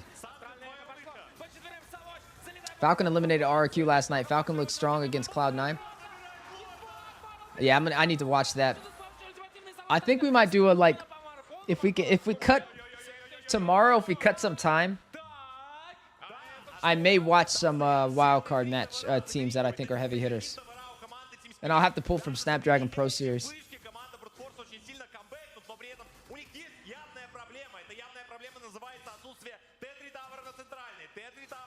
Seven Lords and couldn't win the game. Godly. See what it said, Cole, bro. What's up, Ram? Is the wild card offline? Yes, it is.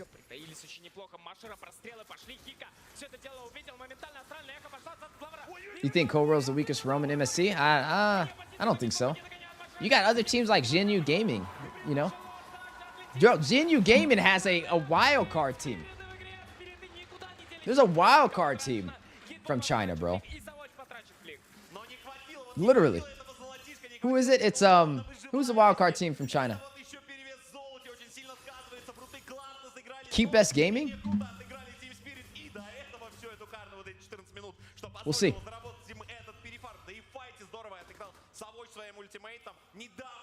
You would say, I mean, even, bro, you could twist, no, I wouldn't say Twisted Minds. I don't know, bro. We'll see.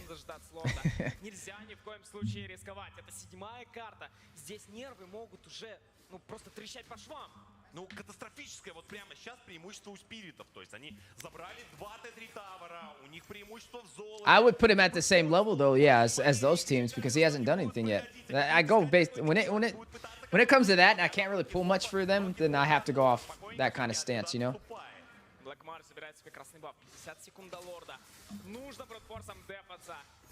I think all of us can agree that Keep Best Gaming is not making it out of wild cards. What if that happened, bro? What if Keep Best Gaming won MSC? Why don't we just throw that? What if Keep Best Gaming won MSC, bro? What would that do to the world?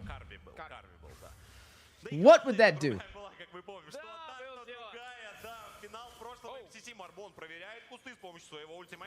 Do they have a PH import? Which team? Jianyu?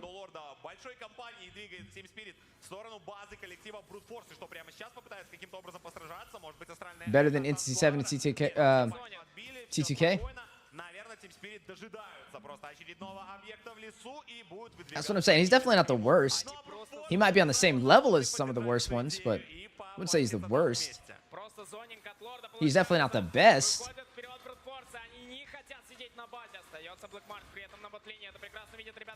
The world would end if KVG won MSC. World War III? Oh my god. Keep Best Gamer for life, huh? Are there some Keep Best Gaming fans out there? Yo! That's crazy. Second to worst. He's got to earn his stripes, bro. You can't jump to the top unless you have that dog in you. And if he does it, we'll find out. He might, man. What if World comes out there and just dominates? It's possible. But it's an X Factor. That's why I said he's an X Factor player.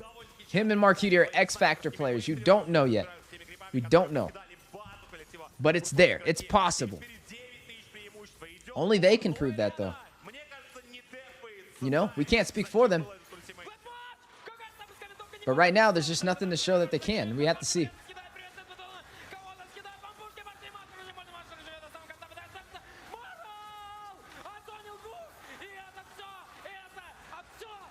That's it. All the way to game number 7. Team Spirit able to push through. Honestly, it was just a good game for them. But they are not towering over Brute Force by any means. By any means. Like, that's great for them that they won that. But to say that, to look at them like, oh, they're group level and Brute Force is way below them in a wild card level. No. No, not at all. Because they could have just as easily been in the wild cards just like Brute Force. So, whoo! It's promising, though. Even wild cards have some good teams, bro. Even wild cards have some good teams. Okay, guys. Next up on the list, we have Twisted Minds. They're the last one for Group C outside of the wild card. I don't know if I... Oh, God. Do y'all want to see Twisted Minds, or do y'all want to go watch one of these wild card teams? I feel like Twisted Minds, we all know how it's gonna play out for them, bro. I'm just gonna be straight up with you. Maybe we watch IHC. Y'all want to watch IHC, or y'all want to watch Twisted Minds? I mean, technically wild cards is in Group C anyway, so it's not like we're not going too far off the direction of the plan for today, because they are still in the same group. Do y'all want to watch? We've seen Homeboys. We've seen a little bit of Homeboys. We've seen Twisted Minds. I've even got to cast Twisted Minds as Snapdragon. Maybe we just watch IHC, bro. You want to watch IHC? Okay, let's do that. I would rather watch IHC. I'm not going to lie to you.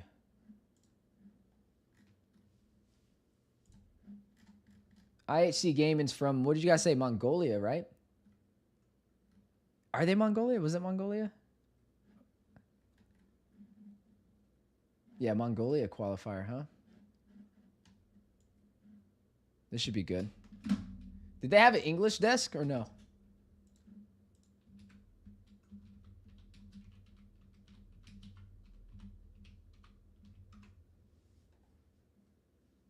Oh, well, they didn't. Oh, yeah, they were in the grand finals.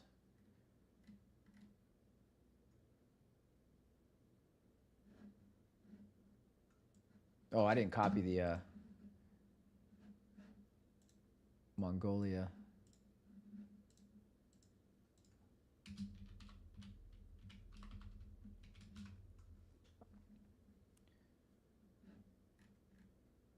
Where was their thing? ESN, was this it? Oh, yeah, this is it. 2 weeks ago, huh?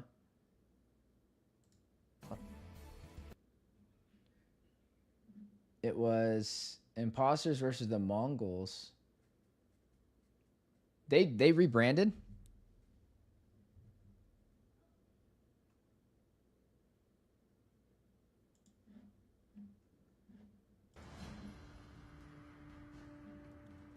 За Imposters jungle дээр харин ямар тийг оруулж ирэх юм бол тоо эндээс. No English cast? Oh. All good. Тиймэрхүү бит орж ирэх юм болоо.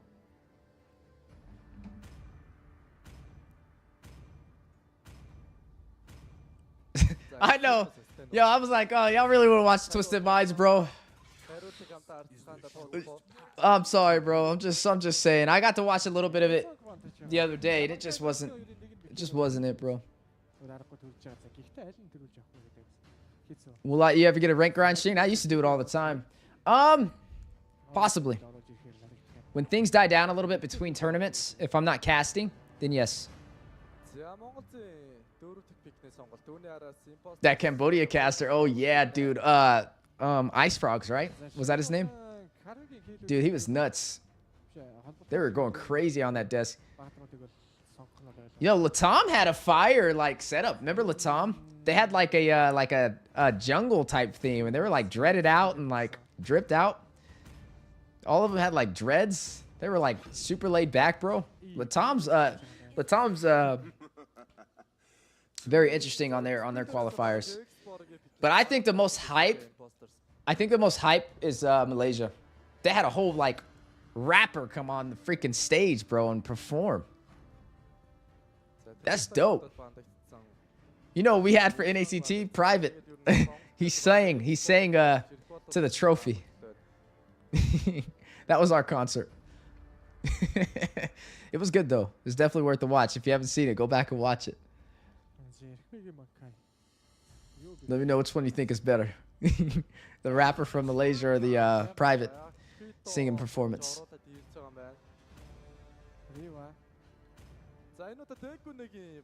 Guys, it's gonna be our final one. I'm not gonna watch Twisted Minds. We watched it a little bit yesterday though, so if y'all want to go back and look at our opinion on Twisted Minds, go check out yesterday's stream. We got to see them a little bit inside of Mena. It was them up against oh no, did we watch? I think we watched them yesterday. Team Falcons. It was Twisted Minds and Team Falcons. They just got prio on group stage because obviously MSC is in Saudi Arabia, so that paid slot, huh?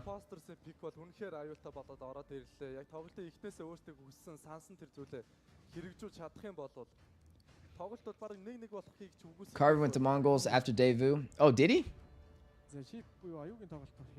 That's why I said most random. That is the most random. Bro, what? What is this? Russia to Mongolia? What in the world? Dang, it got silent. Where'd their sound go? Bro, what is this like casting? It's so depressing. Why does it seem so sad? I feel like I'm at a funeral. Oh my god, that was like the most depressing entrance to a game one of the grand finals I've ever seen. What can I say about Fireflex? Oh my god, I love Fireflex. They're great. Snapdragon Pro Series, they dominated. Definitely an A-tier team, for sure. A-tier team. I think this is going to be their chance to prove that they can step into the S-tier level. If anybody has a shot of surprising the world and winning MSC, Fireflex is one of those teams. That's my opinion on Fireflex. But that's on them. They've got to this point. They've been doing great in recent events. But now is their chance to show everybody that all that hard work was for a reason. Now it's just their story to tell, right? Bro, what is this casting? My bro's not even talking. Bro is not even talking. What? This is a total difference from NPL Cambodia, ain't it? Them Cambodians, they speak 1,000 in Cambodia. They speak 1,000 words per minute on their casting desk. On this casting desk, they speak 5 words per minute. What is this?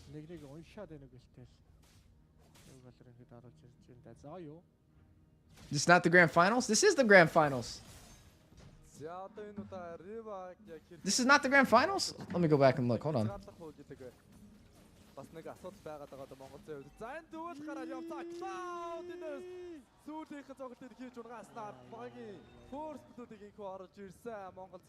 Is this the wrong thing?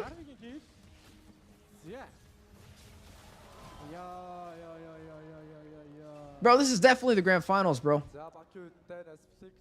That is is Imposters not IAC? That's what I said. I thought their name was changed. Oh, you're right. Pause. You're right. All right, here we go. Good save, bro. Good save. I think it's here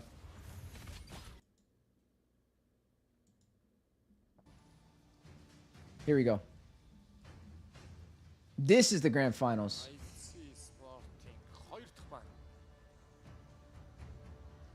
Bro, these casters don't talk.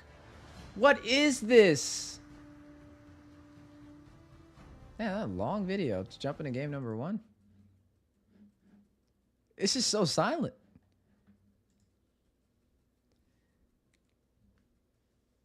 This one's the finals, right? That was the lower bracket finals? Let me look. Oh, this is the lower bracket finals? No, this one's not. This is best of 7. Right? No.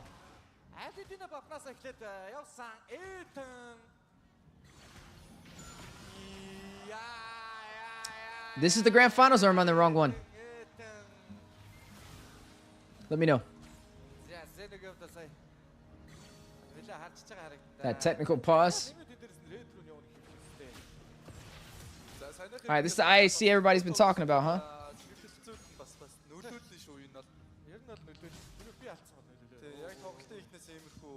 Watch. Oh, is this the before MS? No, this said MSC qualifiers though.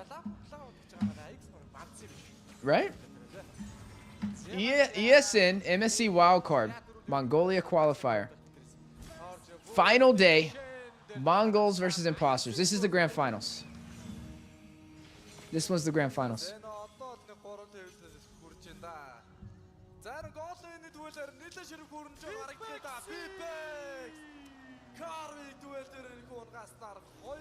A first blood 1v1 on the bot side.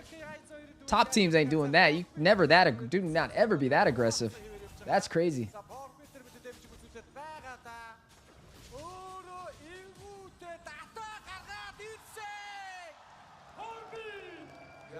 Bro, is it that IHC is that good, or is it that these teams are not that good that they're going against?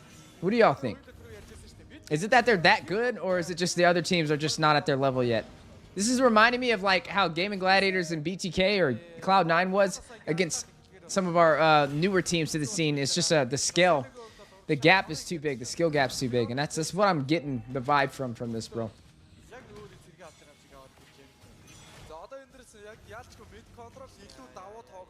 That's what I'm getting out of this so far.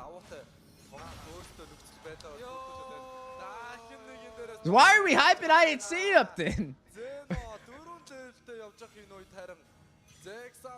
Because their team Lil Gun? Because of what Lil Gun has accomplished? Is that what it is? But y'all, don't y'all, like, even if, okay, even if IHC is that good and they're at that level like Brute Force and Homeboys, even if they are, don't you think it's gonna hurt them really bad because they've been playing so many teams in their regular season and their qualifiers that are just not at that same level? You don't think that's gonna play a factor going up against a team like Brute Force, who's going up against teams like Team Spirit? You know, like if I seen Brute Force up against IHC after seeing this, you think IHC would beat Brute Force?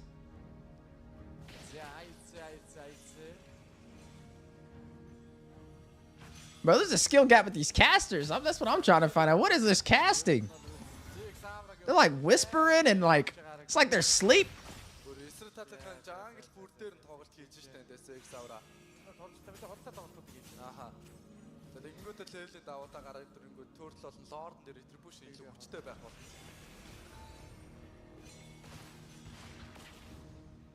Oh, did they get rid of him? Oh, so he's clean then. If they got rid of him and then he gets another team, then that's not really snaking. That's, bro, he's got a career. He's got to make that money. You can't just say, oh man, they fired me, so I'm not going to work anymore. He's got to go somewhere else. Like if I got fired casting, I'm still going to cast somewhere. It's a career, you know? If that's the case, then I don't think Bryn did anything wrong. Since it's best of one, anything can happen, and that is a fact. You can't overlook that.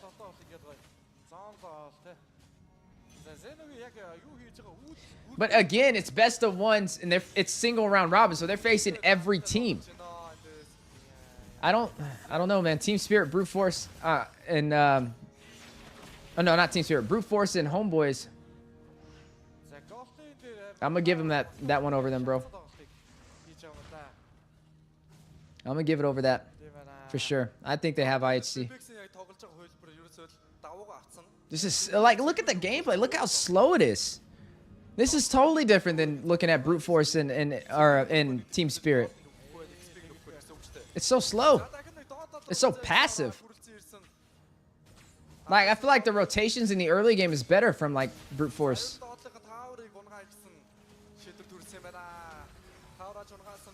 Like, these teams are not contesting them, so of course they're gonna win in the early game. They're not stopping them.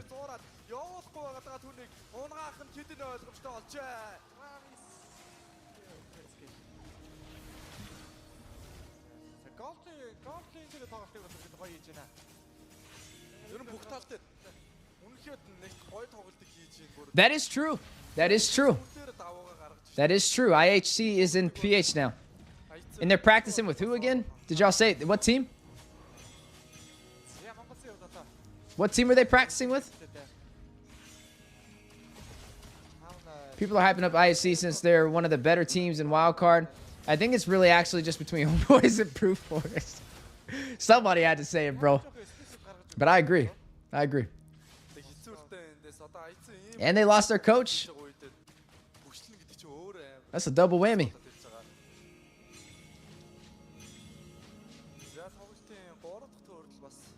Who's their import? Baybex? Baybex and who is their import?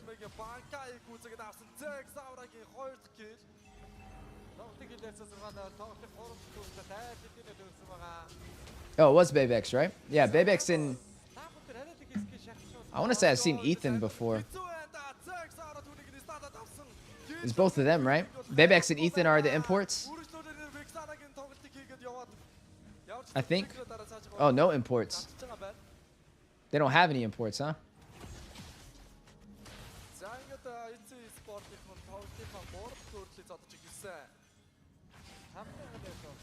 Oh yeah, they don't have a single import. They're all from Mongolia. All of them.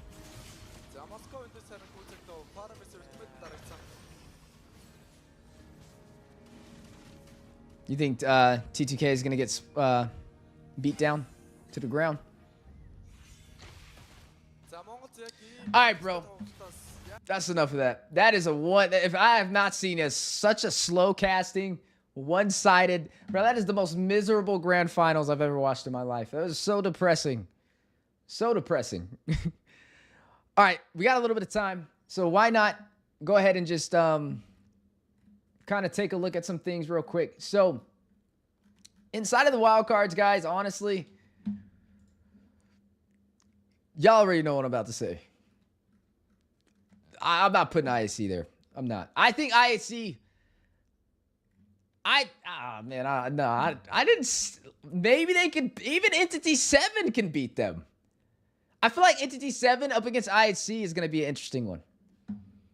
I think when we see them face off, I'll get a good view of how I feel about IHC. But I cannot give IHC big credit like that when that was crazy, bro.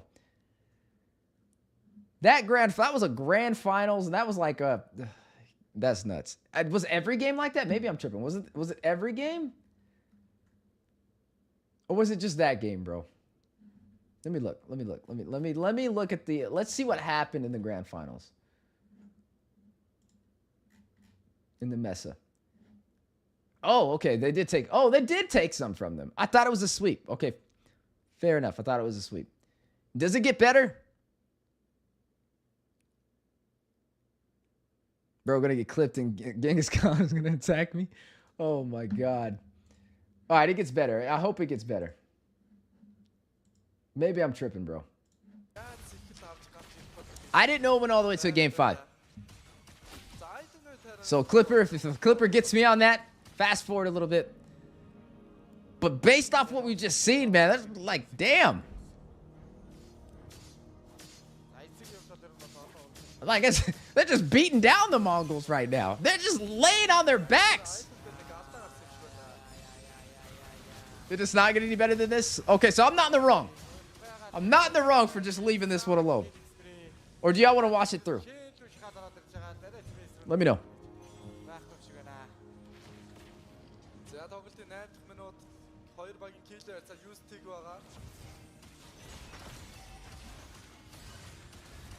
What's up, CeeLo? Good morning.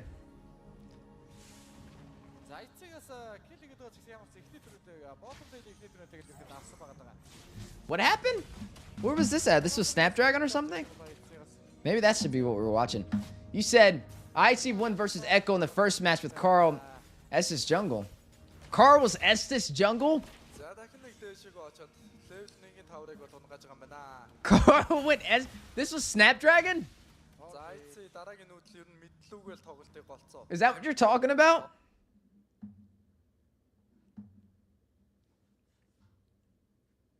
When did that happen, bro?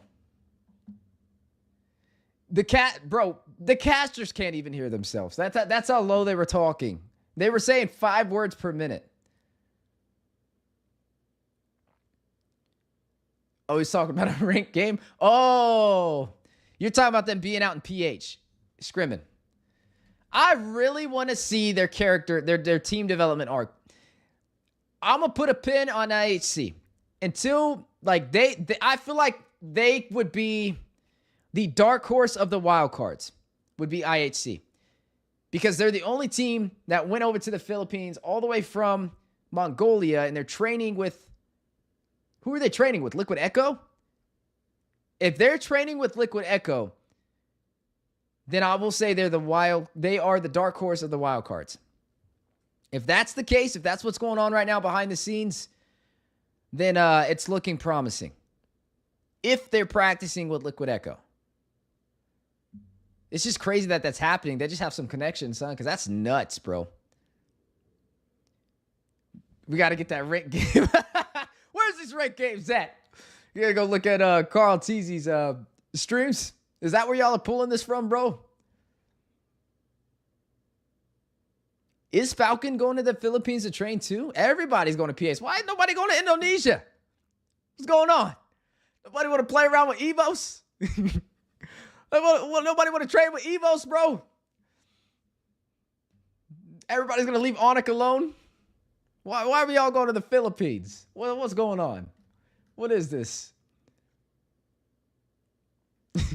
What that? Is Echo teaching everybody the ways of the game? Damn. Echo's putting on a freaking... what is going on? Going to the school of Echo?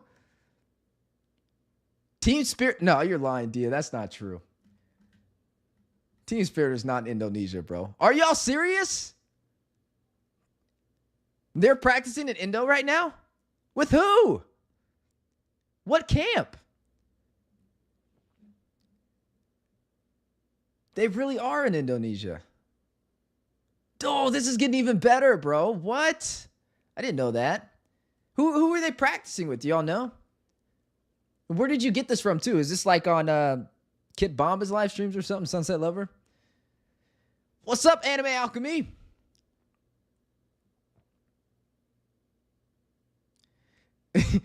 I guess, hey, 1 week's better than no weeks, you know?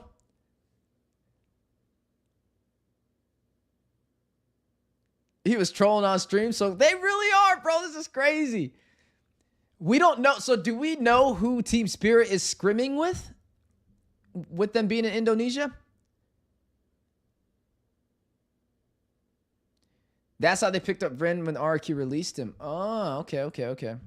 That makes more sense now. I'm starting to connect the dots. But who is Team Spirit scrimming in Indonesia? Like, what team specifically? Or are they just there ranking?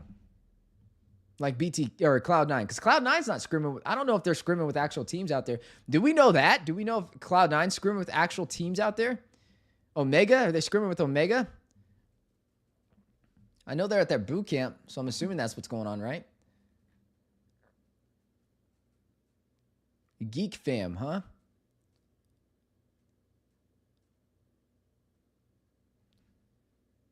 Onyx, you think Onyx actually scrimming and trying to get them? You think so? We'll see. We'll see, bro. This is interesting information. I literally did not know that. So thank you guys.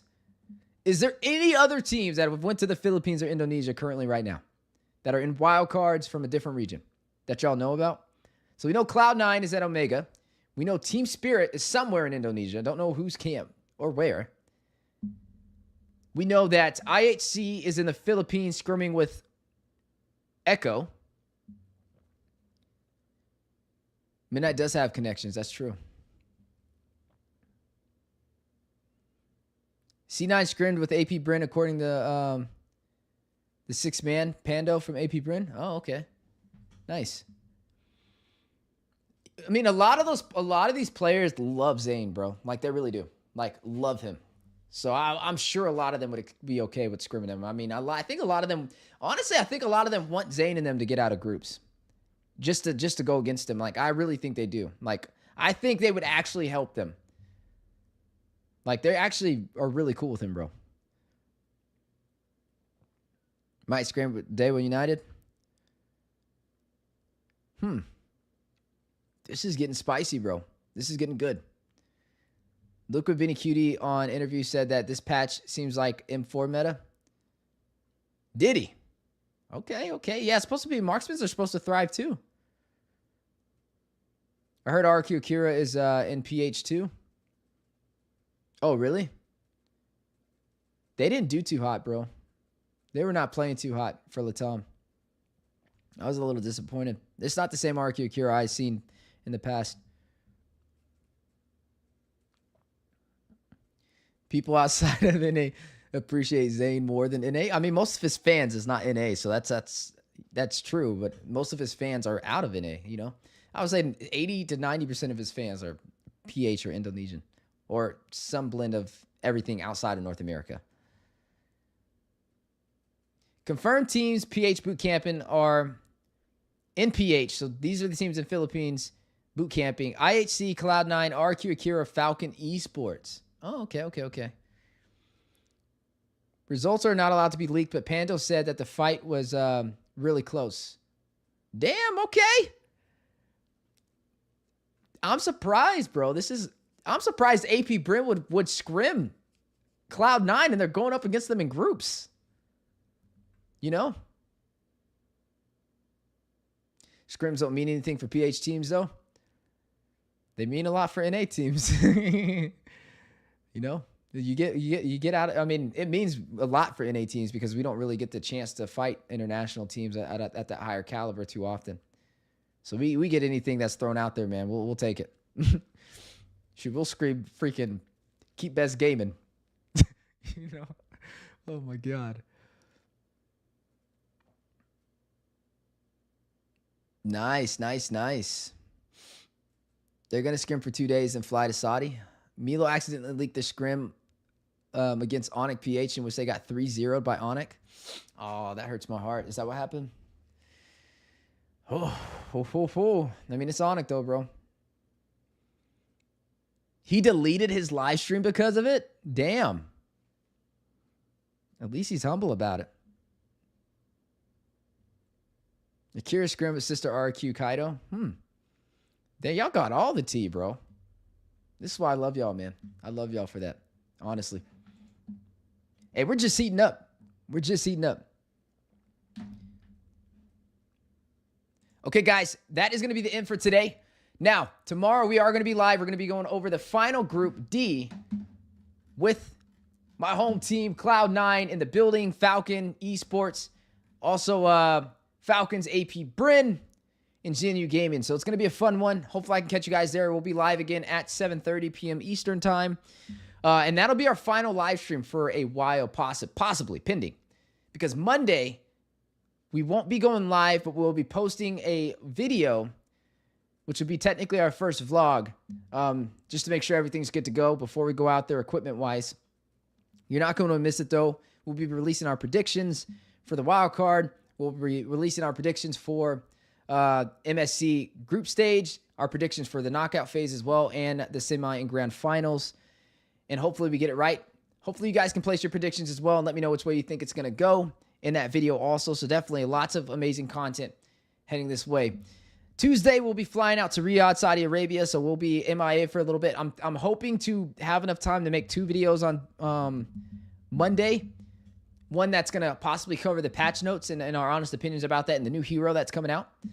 I don't know if the new hero is going to be in MSC. If you guys do get information on that, and if you do get wind of this information, if that is going to be allowed to be played in MSC, let me know. If not, if I find out, I'll do the same thing, and I'll let you guys know on that video that comes out about the patch notes. So, exciting times for Mobile Legends professional scene. MSC, all these teams traveling to the Philippines, Indonesia, getting ready to take it to the next level. And I think they have that capability. But it is up to them to be able to earn that spot and earn that title. Guys, thank you so much for being here today. It's been an amazing live stream. I've had a pleasure being able to watch Group C with you guys. Definitely a lot of surprises there. I would say IHC, a little disappointed in their grand finals. Not from them, but just from, I guess, how slow-paced the gameplay was. But it did go all the way to Game 5. So maybe I just cut it too short. Maybe I'll go back and watch it again off stream and see how it kind of plays out. But I'm glad that they're out training in the Philippines. I think that's major for them. And if they do well out there, like I said, I think they could possibly be the wild card, or the dark horse team for the wild cards to surprise everybody. Maybe even take down Brute Force. Maybe even take down Homeboys if they're at it. I think Brute Force, they're pretty valid, man. I'm actually really liking how their performance was up against Team Spirit in their grand finals. Homeboys losing to SRG. I didn't get to watch too much of Homeboys to cover them, so I think I need to maybe go back and watch a little bit more Homeboys and see their performance. But if you guys had to choose between Brute Force and Homeboys, who do you think would take that? Do you think it would be Brute Force, or do you think it would be Homeboys? If it came down to the wire, neck and neck, who would win in their match? And maybe that can help me kind of decide my honest opinion on it. Guys, it's been a pleasure. I'm going to head out now. I'll see you guys tomorrow, 7:30 p.m. Eastern Time. Be there, be ready. And I can't wait to watch Group D with you guys. As always, take care of yourself, take care of each other. And I'm going to see you guys on the next one. Peace and love, baby. See ya.